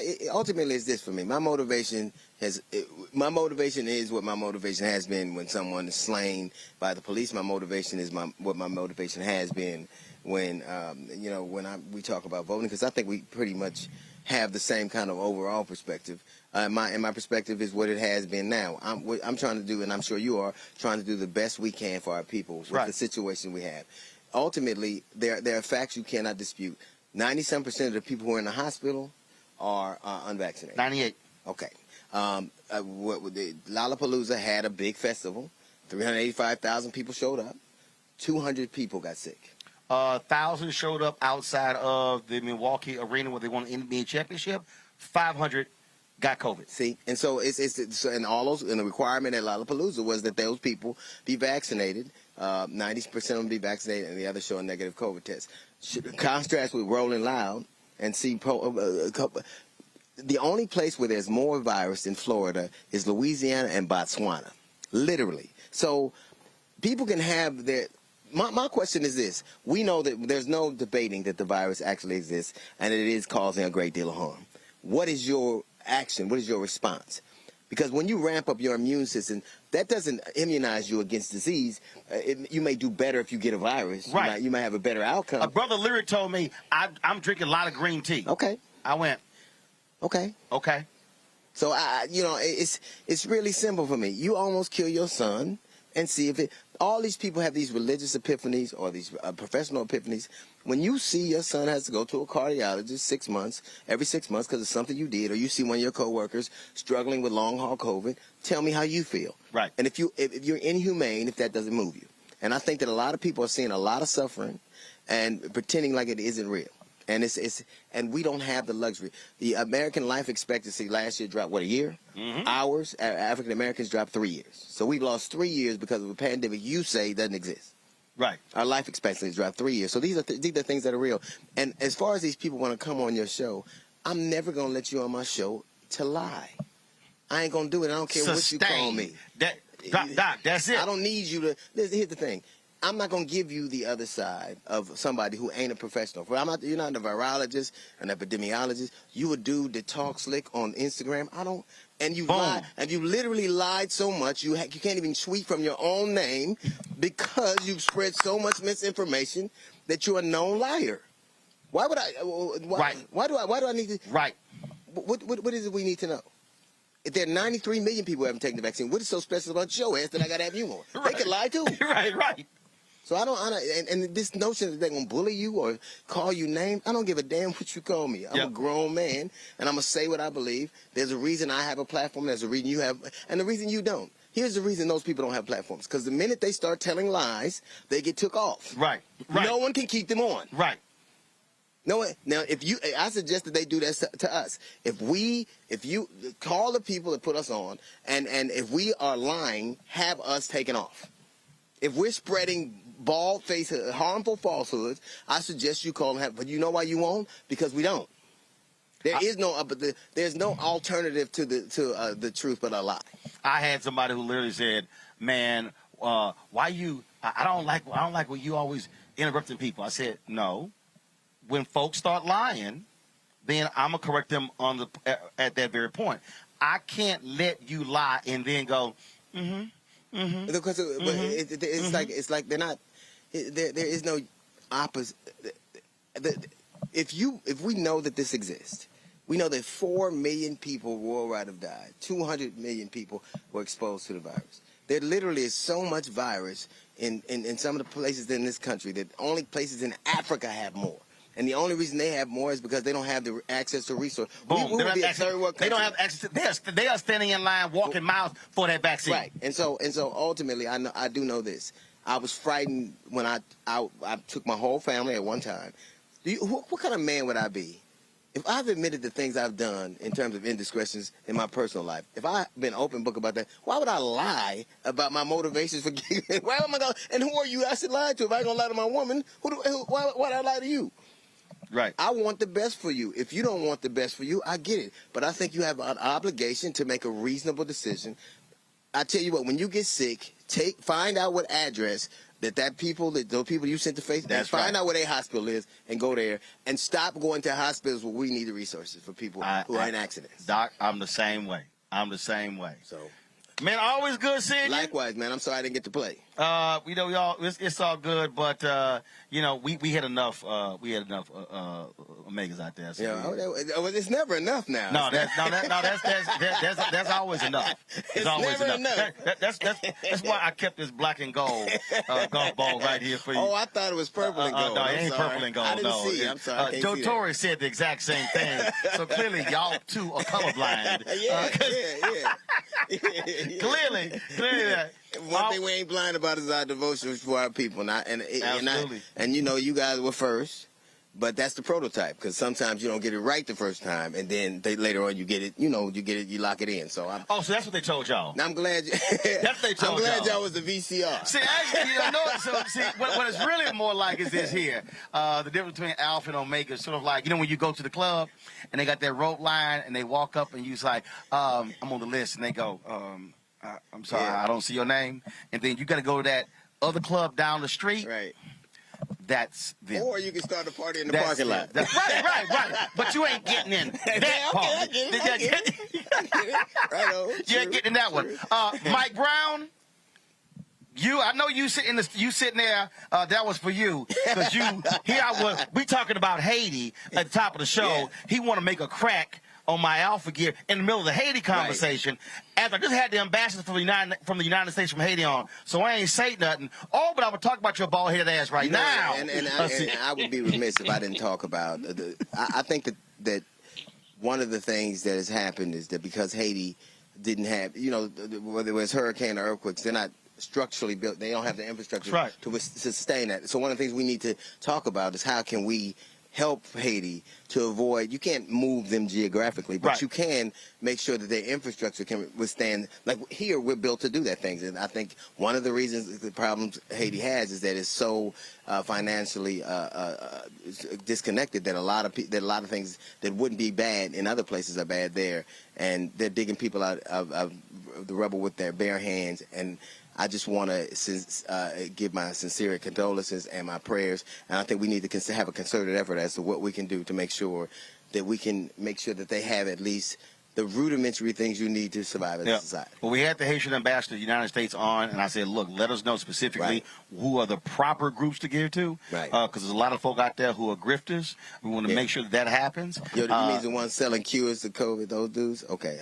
Or the ones with the fake vaccine cards. Yeah. I mean, U.S. Customs busted a boatload of fake vaccine cards from China. You got to be really a dumbass fool to spend $400 on a fake vaccine card for a free shot. You got to be a dumbass dude to risk your life on a dude you met on the internet. That don't even work on Tinder. That don't even work on Tinder. Dear, always good to see you, baby. Always, man. I appreciate it. Thanks a bunch. We gotta go to. First of all, I'm gonna go back to the panel here in a moment. I'm gonna talk to John Boyd. But that really is, I think, a key point right there, Michael. The people who all of a sudden they listening to. Folk, you would never in your life listen to. You wouldn't even follow them for directions to a Popeyes. Yeah, it's just unfortunate. It's we have obviously our country, America is the greatest country in the world, but we are not perfect. We still have a long way to go on a variety of fronts. But it just seems some of these things are easy. And we were making the easy things difficult. And that's part of the challenge of this COVID stuff is it just seems so, and maybe, some of us who think alike, it just seems so easy. Put a mask on, whether you're vaccinated or not, when you're indoors. That just seems so easy. I mean, it doesn't seem like there should be much debate. If you're outside, social distance, and do what you need to do. Okay, fine. put on a mask, and every child in America in school should have a mask on until this pandemic is over. And I bet you a lot of parents are going to keep their kids in masks even after the pandemic is over. So some of these things seem easy, and we're just making them more difficult.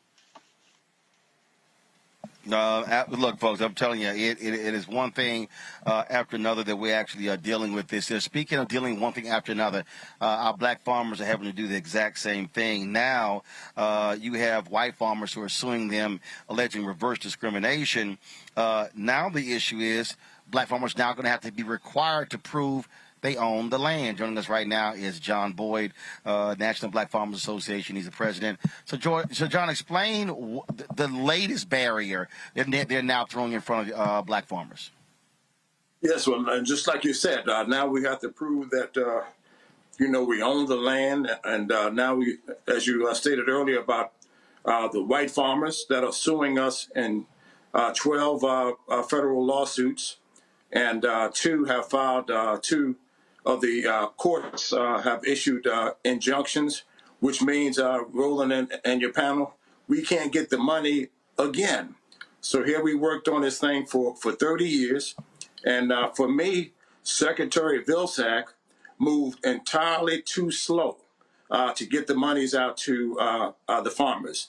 They had the information. They knew who the farmers were that were eligible, and he still didn't get the money out. And then, Roland, and for your panel, there's $1 billion. 10% of that $1 billion is supposed to be addressed for black farmers and farmers of color who have been discriminated against. That's not tied up in federal court. That Secretary Vilsack still has not released those funds. And so I met with a conference call with him and the agriculture chairman, David Scott, who really pressed Vilsack on when that money was going to be released to black and other farmers of color, and he still didn't give us any time ramifications there. So here you have a president of the United States who wants to do the right thing, and in my opinion, and for black farmers and farmers of color, he brought the wrong man back to USDA to execute his plan of action. Secretary Vilsack is the wrong man at the wrong time in history, to help black farmers. So, what's next? Again, Congress approves the funding. Now these folks are suing you, so it just seemed like it's just one thing after another. And so, what's next? How can the public help? What do you want folks to do? Well, they can support the National Black Farmers Association, and Roland, we are responding in all 12 of those courts, and amicus briefs and all of those things, and hopefully those things will make a difference. And the other challenge we have is the Department of Justice doesn't want to admit to discrimination after the year 2011. Discrimination for black farmers still exists today, and the Department of Justice hasn't fought this case vigorously enough by laying out the historic pattern that black farmers have faced in this country, from the history of slavery, the history of sharecropping, and Jim Crow, and all the discrimination and court decisions that they have all this documentation, and it hasn't been spelled out, in my opinion, for these judges to actually get a good, clear picture of what happened. So one of the judges even said that since there was no discrimination, he didn't see what the issue was. So the Department of Justice is going to have to change the way it's addressing these cases in federal court, and they're going to have to fight more vigorously. And we're asking for the president to lean on DOJ to do the right thing. And we also are going to continue to fight this thing in federal court. But we need the support of black community, and to spread what's happening through the eyes and ears of people like yourself, Roland, who continue to stay on this issue. It's very, very important that the everyday black person know about the plight of the black farmers and the uphill struggle that we have in this country. Here it is, $5 billion. We can't get our hands on it, and black and other farmers of color were depending on this debt relief to help us in our farming operation. All right, John Boyd, National Black Farmers Association. We surely appreciate it. Thanks a lot. Thank you, Roland. Thank you for having me. All right, folks. Got to go to a break. We'll be back. More with Roland Martin Unfiltered here, Spanish Hills Golf and Country Club, Camarillo, California, site of the 8th annual Ceek the Entertainer Celebrity Golf Classic.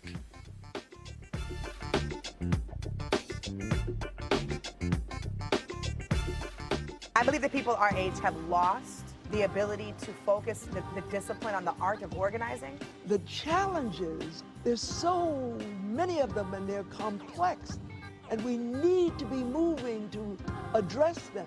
But I'm able to say, watch out, Tiffany. I know this road. That is so freaking dope. It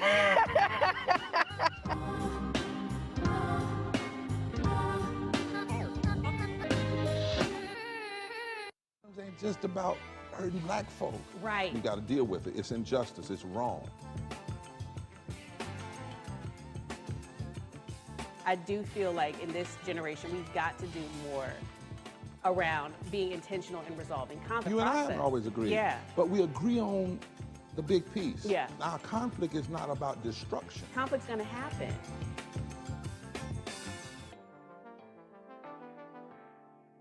Ceek.com. We're partnering with them, of course. We appreciate their support right here on Roland Martin Unfiltered. Check out a couple of their products that you can take advantage of. And you're watching us on Ceek. What's going on? This Quavo Huncho. Right now, you in the Huncho's world. Please let the music play.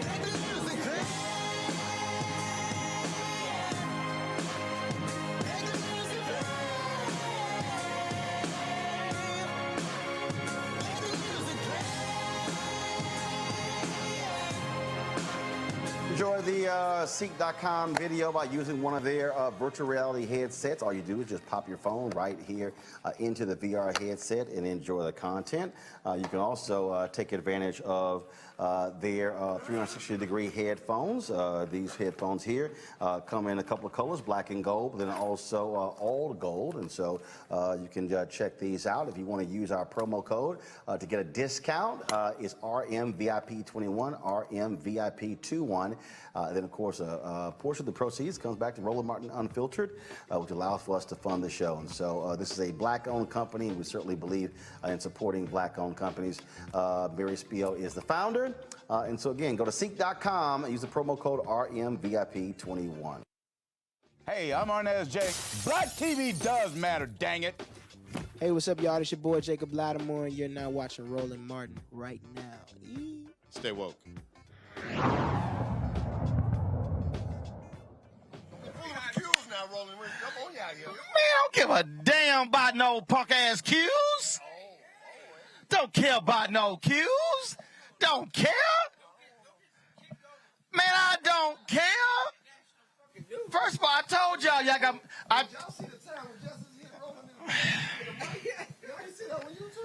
I told y'all got more prison chapters than us, so don't be acting a fool. Don't even be starting. Joining us right now, I used to like him. I used to like him. You know, I used to like that. That's what the alphas always told y'all. Come on now, don't now you know. Now you know, because we had a chant. We party all night. We stay up late.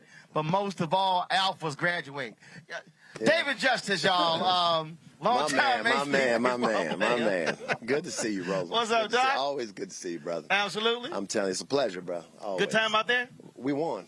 Y'all did? Yeah. What's the score? I mean, I was over here working. I don't remember what our score was, but see right there. If you can't remember your score, how the hell you won? The discrepancy in what I'm unsure about. Oh, that was a discrepancy.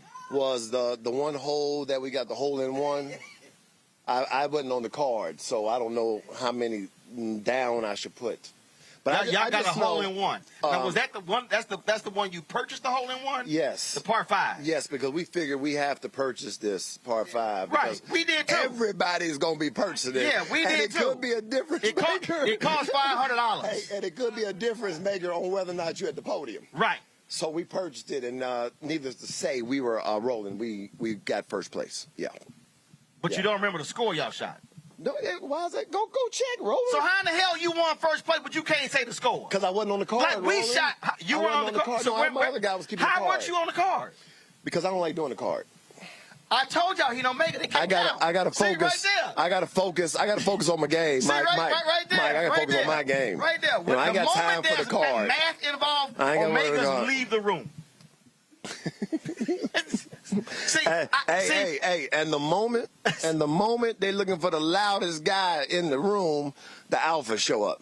Look, every time we played an alpha team in sports, it was always a domination by the Qs. Why is that? Why do alphas not have no athletes? I'm sorry. Well, first of all, that's a lie. Why is that a problem? Now we know. My history. No, hold on. Now we know that's a lie. We play charity basketball game against alphas. Now we know that's a lie. And the alphas is begging us to stop. Now we know that's a lie. The Qs. Now we know that's a lie. I don't know why y'all so afraid of the Qs when we walk in. First of all, ain't nobody afraid. Ain't nobody afraid of the Qs. Every time I see an alpha, he running to go get a pencil on the pad. Ain't nobody afraid of the Qs. Y'all so afraid of us, man. There's something about that purple and gold. Because when y'all walk in, you got your probation officers with you. So when you walk in, you got law enforcement with you. So as alphas, we are afraid of getting caught up in y'all and law enforcement. Okay, so what you basically saying is y'all kind of soft. No. What we're saying is y'all have criminal records, and what we're saying is. Hey, Roland, you sound very Trumpish right now. You're talking a lot of junk, but I can't fact check that because Roland, I'm an educated Q. Now that's rare as hell right there. No. See, you talking like a guy who only knew the Qs who used to take your lunch money. So you only thinking about them Qs. No, there's other well-respected Qs out here. We won't take your lunch money. It's about 6 of y'all. We won't take your lunch money. It's about 6 of y'all. We'll let you play golf with us. We'll let you, we'll let you into the club, for a discounted price. It's literally about 6 of y'all. We got 6 million of us. First of all, that's no, you legit. Don't. No, you don't. Hold on, Every dude that wanted to be a Q but was scared became an alpha. Didn't nobody want to be a Q? I'm just saying. Why does one want a secondary organization? Fact check it. Fact check what? Yeah. Every alpha. You right now are sounding like Black MAGA. So here's what happens. Right now you sound like Black MAGA. Young dude come to college. He said, I want to be a Q, but they just look too legit. They look too real. They too raw. Real? The Qs. First of all, that purple and gold. The reason that's likely not gonna happen because y'all likely not on the yard because y'all got suspended. Roland, why you interrupting me? You hear me? Because you sound like Black MAGA. Black MAGA.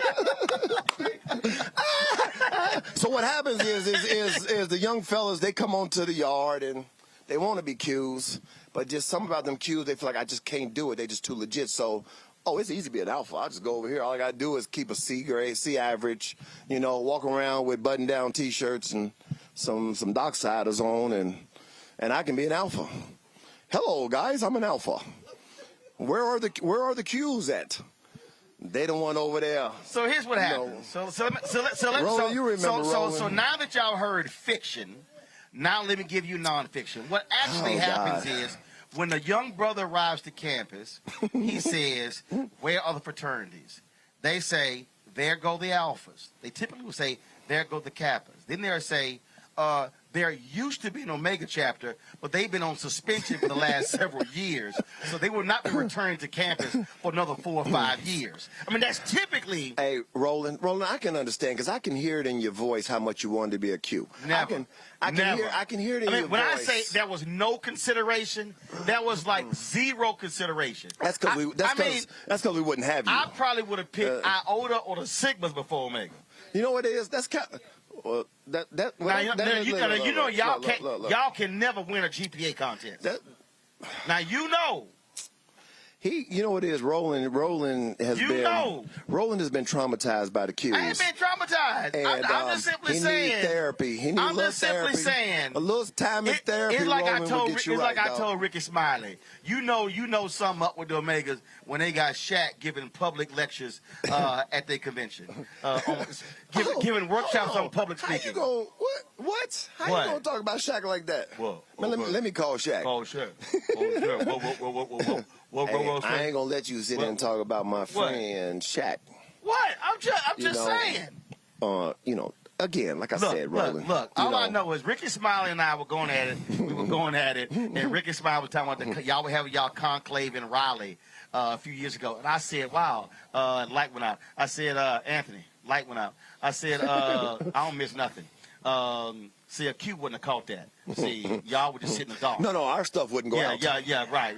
Yeah. You First know, of all, y'all wouldn't even have extra batteries. Tell them, y'all wouldn't even have. We're not going out. I like stay on. Sound more like a poodle. I like stay on. Sound more like a poodle. That's it.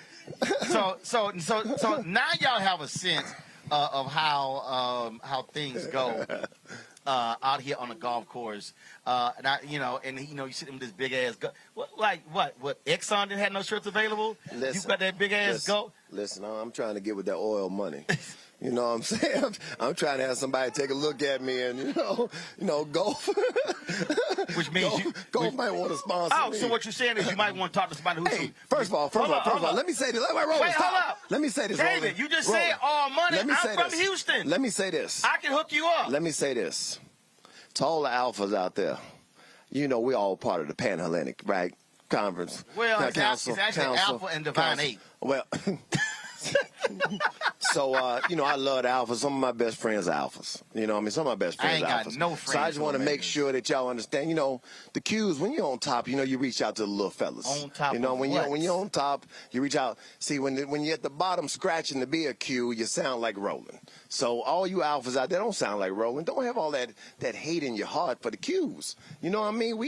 Everybody can't be us. It's like the Marines in the military, right? Okay. Everybody can't be the Marines. They just the few, the proud. They can't. They too strong. So allow me. That's how it is with the cues. They don't want to come in. They can't be a Q. So what me do? To say They this. look around and they say, "Well, I'll just go to the Army. I'll just go to alphas. Alphas easy. They just letting you in." So allow me to all say. All you gotta do is carry a pencil in a book bag. So allow me to say this. Carry a pencil in a book bag and you be an alpha. So allow me to say this. You have just witnessed the first confirmed case of CTE in a baseball player. You have just witnessed the first confirmed case in a baseball player. Hey, Roland, listen. Now, on that one, I don't appreciate you talking about my CTE, man. No, I ain't told the public yet. That's some bull crap, bro. Now, you and Omega, you probably spell it CET. But... Hey, Roland, be quiet before I hit you with my pencil. See, you better do a tag team and bring Joan over here. Joe already ready to choke you out. Okay, well, go tell Guy Torrey to get over here then. Oh, man, I swear to God. Well, look, it's always, so you have a good time out here? It was a great time, man. It's always great to be able to come and see you, see all the fellas, man. Because, we don't really get a chance to see each other because everybody's got lives, families, they work, they doing their thing. So to come out here, Roland, to see everybody, it's always a pleasure, man. Like I told you earlier when we were talking, bro. It's always good to see you. You doing your thing, bro. You know what I mean? And it's great to see you, man. I tell you, I'm always locked in on what you're talking about because you're knowledgeable. You put it in a way in which is easy to digest. And you for real about it. You speaking in how it go, and I'm sure you got people that don't like that. They'll get over it. Right, you already know that. Ain't my problem. But the people that sound mind, all the cues, we understand what you're trying to say. We give you an alpha pass. That's why we have video. We understand what you're trying to say. But, yeah, man, it was great out here, Brian. Like I said, Roland, our team won. I played with some really good players. I'm going to have to verify that. Yeah, you said take the facts. I'm going to have to verify. Well, we say it to see who. Well, you can, for once in your life, I was told I won close to the pin, so I need to make sure I got it. I won by 6 inches. I need to make sure I get my prize. Closest to what pin? Hold up. First, I hit mine 6 feet 5. Closest to what pin? Now, we know there was several close to the pin. We know you won 1-3-3. Stop tripping. You saw that, didn't you? Huh? You saw that. No, someone told me. I didn't win, no. Somebody got me at 1 something. Oh, you ain't win that one? No. Oh, well, no, but I thought I did. I won. Sorry. You should have hit that on the hole I hit on. Okay. All right. Okay. You can leave with your Karl Malone white pants. we can please. Hey, listen. Hey, get my shoe, get my shoes in there too now, because my shoes. They're cute. See what I'm saying? See, the Qs know how to put outfits together. But guess what? There's a reason why on Roland Martin Unfiltered we keep lotion. Don't even try. My legs ain't. Your ass. I see that ass right there. I see that ass. That's why we keep lotion.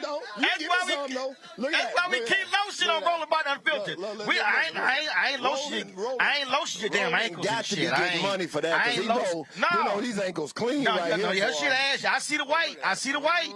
They ain't the pants. Yeah, push that in. That's that Nivea. Push that in. I ain't mad at you. I'll take the lotion. I'll take the lotion. Hey, this is a black show. We keep lotion on the set. I'll take the lotion. We keep lotion on the set. Now Nivea, y'all ain't sponsored yet, but goddammit, y'all better be cutting the check. That's what I'm gonna show this side. Well, I tell you what, you better take some of that sheen off your face. You look like you're very greasy up here now. You know, I mean, Q's ain't greasy. That's another sponsor. Look at me, y'all. See, I ain't greasy. See, who ain't greasy? But look at Alpha over here. He greasy over here. Well, first of all, I've been over here working. You ain't been working. Stop. In the air conditioning. You ain't been working. You ain't been working. Go on with that old ass golf shirt on. Hell, you can't find a golf gas station anymore. How my ankles look? How my ankles look? First of all, the company now called Chevron. Now go on over there and bring it. I'm just trying to help you out. I'm from Houston, the petrochemical capital of the world. You trying to get a contract, right? To all the Qs out there, this is how you handle these alphas that want to be us. And to all the Qs out there, keep it professional. That's the signal of fly away. Keep it professional. Well, because you told me I got to leave. Yeah. That's You taking over damn time. Joe over there waiting. He getting drunk by the minute. I mean, he ain't going to be worth nothing in 5 minutes. Team, I'll let you come over here and handle this. So, you know, I got to sit here and get it right now before that extra tequila shot kick in. Okay, Roland, listen, I charge for all this, so send me a check or something in the mail. Y'all don't do this shit I'm going to have Golf going to send you a check. Have Golf send me a check. All right, my man. All right, baby. I appreciate it. All right, fellas. All right, y'all. That's David Justice. Come on. Right there. Y'all know that's David Justice, known as the man Halle Berry said go to hell. What? Updated? I'm just, you know, I can't name all Joe's exes. Sit down, Joe. All right, y'all. Hey, Joe. Hey, everything, you know, everything is on the table. Oh, shit. If he knew my ex-wife's name, he would throw out there. He gonna be Googling this shit right now. You know it. Yeah. What up, man? I know a lot of your ex-wives. They just say you ain't marry him. That's what they told me. I told you he was drunk. Mike Phillips, come on up here, because he already drunk. No, I'm not drunk. Come on, man. Yeah, Joe's group was behind us, and every time they hit a long ball, Joe would get out the cart. Hey, y'all see that? He wasn't the one who hit it. Let me explain something to y'all, golf. When the person who get out the car start talking first, they the ones who did not hit the long drive. I hate one of them long drives. Dave, I got him, Dave. I got him. I got it, kid. I hate one of them. You hate one of them? I hate one of them. One out of 18? You know, then I can talk out of, on y'all. So, that's why I got out talking. Got it. So. You have fun out there? Man, I had a great time, man. That's great. Until you guys kept slowing up the course. Man, please. First of all, y'all understand, I don't drink alcohol. So the one thing about this tournament, there's an abundance of alcohol on the course. It was, for real? I didn't find that. I found some nice alkaline water and, a couple of, it had Grey Goose in it, but it was a couple of... I'm sorry. They had cigars, massages out there. Oh, man, yes. They had some weed out there. Did they? Yeah, they... I forgot about that hole. You went past that hole? I forgot about that. You forgot about that hole. And the rest of the four of them after that. You probably stopped by there and you forgot they even existed. Did you hear what I said? I forgot about that hole. And a couple of holes after that. Is Michael Brown still there? Mike Brown is a panelist. He one of your what? Get it right. Your little compatriots. Little compatriots. What is up with you? What's up with the little? Why you got to put the little in front? No, I didn't actually say little. I said lil. Lil. See, that's L-U-L and it's L-I-L. Yeah, L-I-L is even more disrespectful than little. Lil. Lil. Yeah, I forgot. There you go. Lil. We want to be totally disrespectful. You say, how you? I told my wife when she asked me to do some of the churches before we married. I said, how your little project go? Because when I met her, I ain't like her. Right. It's like, did you call my project Lil? I actually called it Lil. Yeah. Mike Brown, you got a question? Mike, you got a question for Joe Torre? I mean, you know, I don't really. Champion. I don't really care. Champion today. I think I took second or third today. No, I don't care. So, Mike, you got anything to say, Joe Torre? The frat brothers all over. Michael, you on mute. Take your damn computer off mute. I'm not on mute. Mute your mutt. Right. Come on. Nah, I'm not on mute. Yes, Mike, you can't hear come me. on. Well, we yes, you can't hear me. Not on mute. Mike, I can hear you. I can hear you, Mike. I can hear you. How about now? Better? Hey, Joe. I can hear you now, Mike. Hey, Joe. How about now, Joe? Mike, I'm a translate. Michael said hi. Hello, Michael. How you doing? Good to see you. Good to see my frat brothers all over that golf tournament doing well. First of all, there are a lot of alphas here as well, but only the omegas are still stuck at the bar. But go ahead. It's a free bar. Hey, Joe. Hey, Joe. Joe, did you see any of Roland's shots? Michael wants to know, did you see any of my spectacular shots? Yeah, I saw a lot of his spectacular shots. They were left, right, and one amazing shot. Did it go into the water or go into the bushes? No, first of all, you know out of your mind. Now, when you say I saw one good now, drive. first of all, when you say left, right shots, I'm left hand. I hit left to right draw. So you're absolutely right. I hit left to right draw. I mean, I do too. That's my specialty. But I'm talking about Army left, right, left, right. No, we don't do those. For real? We don't do those. You went in the bushes? No. You didn't go in the bushes? I didn't go pick somebody else's damn ball up. Oh, that's what you was doing. Yeah. Oh, I don't go in the bushes. Your ball. First of all, I can afford balls. But yeah, so that's why if I go to the bushes, I ain't gonna look for it. Okay, all right, cool. So it wasn't yours. You was going to get somebody else's ball. All right, that story you sticking with? What? Everybody know that. Okay, all but, right. But what I hear you said that was a drive you saw that even you said, damn. No, I didn't say damn. Oh, I said, okay. No, you didn't say the Kevin Hart damn. You went, damn. No, I didn't get deep with it. Ain't no bass was in it. No, that was the bass. That was bass. It wasn't all treble. No, for real. I said, all right. I said, see, right there. That's a hater right there. No. All right. All right. Shit. Damn, I gotta give his ass credit. I'm like, he got that one. Yeah, it was that one. He got that one. Oh, he tagged that one. Then when you see what you got, if I saw another one, then I'd be like, damn, okay. Now I've seen you, and I talk about the putt you made, in the OJ tournament. The putt for the the OJs, right. Exactly. Oh, first of all, he said the OJ tournament. I was like, I ain't never been with OJ Simpson. The OJ's tournament. Yes. Up in Canton. Right. So, y'all, we were playing at Firestone Country Club. So I had to do my Tom Jonas segment. I'm literally doing it on the phone. I walk out. No practice. No practice putts. Nothing. It was like a 60 or 70 foot putt. Around y'all, the bend. I'm talking about you had to hit it like it. You had to hit it up, down, curve, it was all that. I walked up, one ball. I was like, watch this. Talking shit. Drained it. After about 20, 30 people have we tried. Right. All of them missed it. Eddie's still like, how the hell you hit that damn For real. I'm still like, how the hell you hit that bullshit. I was like, it's... anyway. But for real. And that's what I can say. So that was a damn moment. Like, damn, because I got close, but I was like, damn. It was a nice-ass watch I won, too. It was a real nice watch. You walked up smooth, like out the crowd, like it was written for you. I was like, who wrote this script for his ass?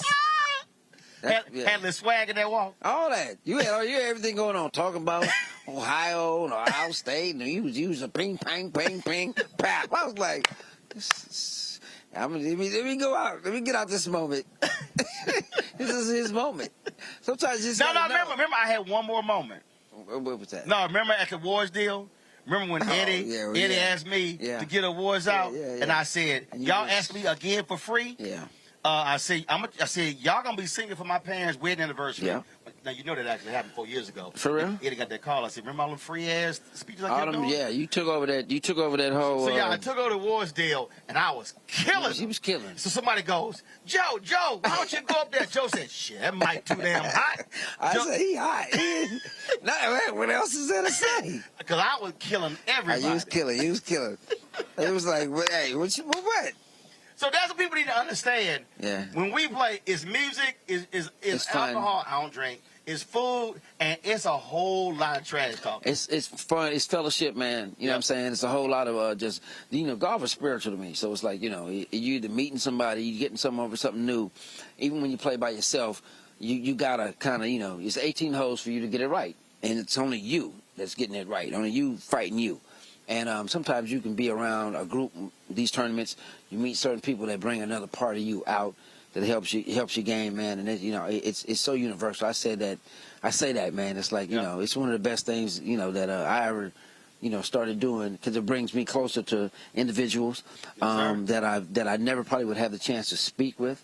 On a personal level, on a business level, and just on a spiritual level. That's right. Y'all, David Justice just came back. His Uber canceled once he saw who the hell it was. So he looking for a ride. Stole your glasses. Oh, see? I'm sorry. They over here. Hey, right here? Right here? These your blind ass glasses? Right here? See, you so blind you can't see them. Share your shades. They were sitting right here. I got your team right there. I didn't even know they were sitting there. There you go. Those. See what I'm saying? You're welcome. Thank you, Roland.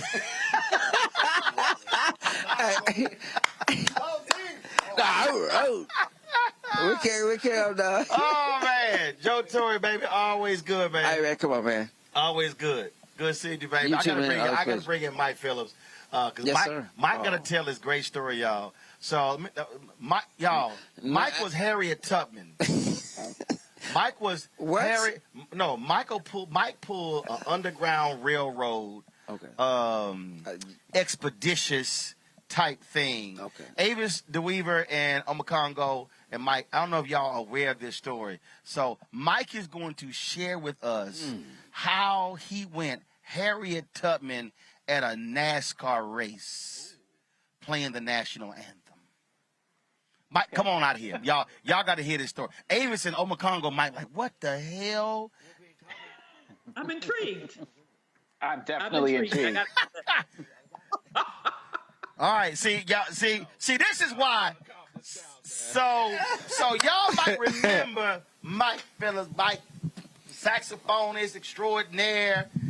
So Mike, it went viral. Mike played the Star Spangled Banner in the NASCAR race and weaved in Lift Every Voice and Sing. What really happened? So the VP of Fox hit me up and was like, this was happening when, they were fighting the Confederate flag, everything that was going down with Bubba Watson. So he says, this is great Bubba Wallace, yes. So this is a great time for you to play the anthem. Can you come? So I'm negotiating it, and I'm like, you know what? I don't want to do it because this is like, they picked the black guy to play, and it seems like the right time to do it. So I convinced myself. I said, I'm going to do it, but this is what we're going to do. So I made the intro to the national anthem, the black national anthem, Lift Every Voice and Sing. So Roland, the craziest thing, man, check this out. I do the intro, and I got the piano player going boom, like it made it feel. I said I need it to feel like it's a Baptist / Kojic Church of God in Christ intro. So boom, boom, boom, boom, boom, boom. Make it adamant and make it unapologetic. So we do that, and then I weave in the national anthem, and then right after the anthem, we weave back in Lift Every Voice and Sing and end it with the Let Us March On Till Victory Is Won. So I send it to NASCAR, and I said, hey, man, you like it? Because we're doing it viral. We're doing it virtually. The guy says, this is great. And this intro at the beginning, it's so soulful, and it's like gospel. And I said to myself, they don't know that this is Lift Every Voice and Sing. So I applaud NASCAR, but for you not to have anybody at the top of the food chain to not know that that's Lift Every Voice and Sing. The Negro National Anthem? I said, okay, cool. So I'm pausing. So I'm busy looking at TV. I turned to NBC or wherever station it was on. And I was like, man, I had my own popcorn. I was like, we're going to see this. And I heard the boom, boom, boom, boom. And looking at everybody in the audience putting their hand over their heart while the intro of, I'm talking about all the racers, people at home, probably like 150,000 people just like holding their hand over their heart while the Negro National Anthem was played. Do you know how much joy that went through my heart to see all of the racers with the hats and America, and they was listening to some black national anthems? So now we go to Twitter, and you know Black Twitter on it. Right. One lady says, you know, this is, I don't know what was that, but it wasn't our American national anthem. And you know, Black Twitter cable was like, hey, man, because it was ours. She was like, that's why people like that shouldn't play. USA. And I said, did I just pull a coup?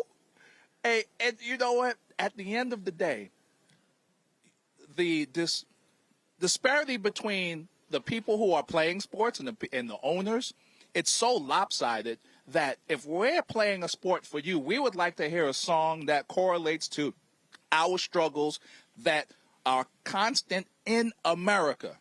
So standing for that song is important. So if you don't want to play it, I guess what? I'm going to sneak it in, and we're going to play it, and y'all going to stand, and you're going to pay homage to a song that explains everything about our struggle.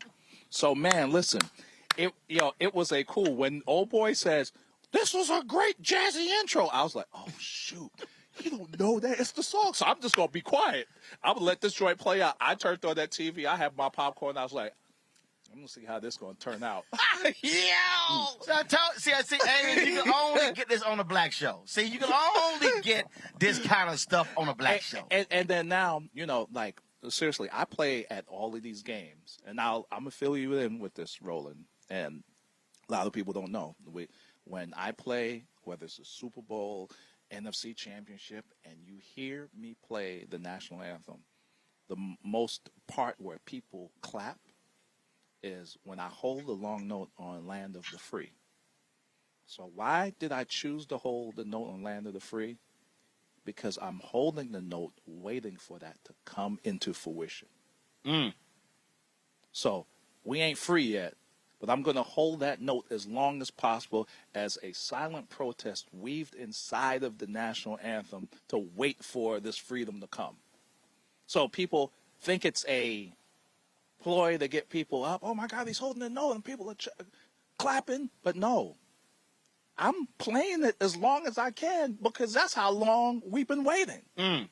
So, you know, when I play it, I have to really take in consideration the fact that music has the ability to bring people together. So when you look at a person with a Seattle jersey, a person with a Falcon jersey, and they're holding hands, okay, there is a temporary moment of everybody together, but guess what? After it's finished, everybody digs into their ideology and micro-reality. Now we're back to the Hatfields and McCoys. But to be at a point where everybody can be unified musically, it's a beautiful space. That space can be more beautiful if Land of the Free could be something that came to fruition. So until then, every time I play the anthem and when you hear me hold that note, it's making everybody know that musically we're waiting for it, you're waiting for it, and I'm waiting for it. My man, Mike Phillips. There's no doubt, man. I appreciate it, my brother. And I see you out here hitting closest to the pins, golf game, he be putting these bear claws on these people on this golf course, yo. So, you know, as black people, we just approach the game differently. So we love the PGA and the button-up style of golf, but the way when we get down, the banter is different, the energy is different. We will take this energy of golf and make it our own. The fraternities is repping. We got DJs on the course. So, yes, the culture and the game has changed because we have arrived, but we're not going to play it solely by your rules. So, Roland, you've been an advocate for the game, how you do it, and then you don't change on the course because some of these dudes and some of y'all be tripping because as soon as you get on the course, your whole vocabulary change. Hey, Bill, I've been aggregating elsewhere, virtually make it impossible for me to entertain your needs to be loquacious, but if you leave a grand dealer and utterance at the tone, I will appropriate a response as expeditiously as possible. And then, you done lost the hood that you came up with just because you're trying to conform to a spirit of the game that don't even want you to be who you are. So when I see this dog, and he is black as ever on the course, and that is what we need in the game. So, Roland, shout out to you of keeping that 100 on the course all day, baby. Every time I see you, man. That's right. I'm going to have my Frankie Beverly Mays going all the time. You know it. And, with black people, we got to coordinate. This dude, for the rooter to the tutor, this is what we do. We gonna be coordinated. You know what we gonna do all day. Yeah, I see you. I see you. Mike, it's love, man. I appreciate it, baby. Always good seeing you. All right, no doubt. Avis, I knew you would get a kick out of that inside scoop there.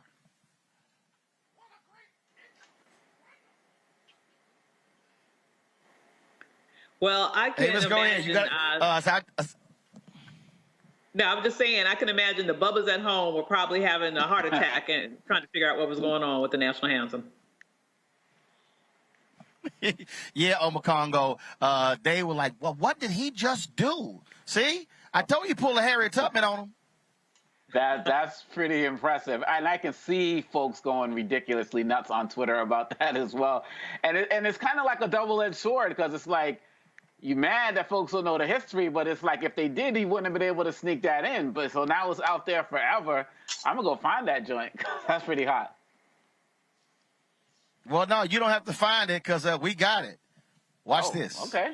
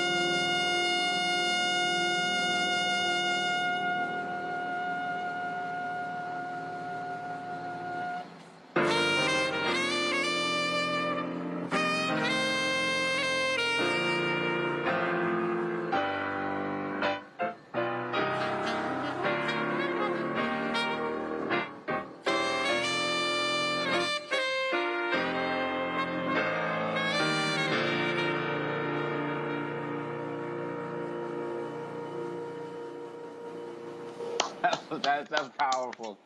Wow. That's good. Well, Mike Brown, that's why this is the blackest show on television. That's what it's all about right there, Ro.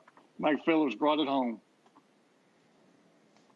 Indeed. Folks, Mike, Obakongo, Avis, I appreciate y'all hanging with us. Normally, we're 6 to 8, but we wanted to be live from here where a lot of these cats are here, the celebs. There's a bunch of cats. The program ended. We were actually live while the program was going on, so we didn't get a chance to catch it with Dr. J and Anthony Anderson and others, but we shot some great video of them earlier. We'll be sharing some of that stuff tomorrow as well. Hey, folks, if y'all want to support what we do here, Roland Martin Unfiltered, please join our Bring the Funk fan club. Every dollar you give goes to support our ability to be able to broadcast shows like this here remotely from Camarillo, California, from the 8th annual Hit the Entertainer Celebrity Golf Classic. Cash App, $RM Unfiltered. Venmo, RM Unfiltered. Zelle is Roland at RolandSMartin.com, Roland at RolandMartinUnfiltered.com. And, of course, you also have PayPal, which is R Martin Unfiltered. Folks, that is it. I'll be back in studio tomorrow. Thank you so very much.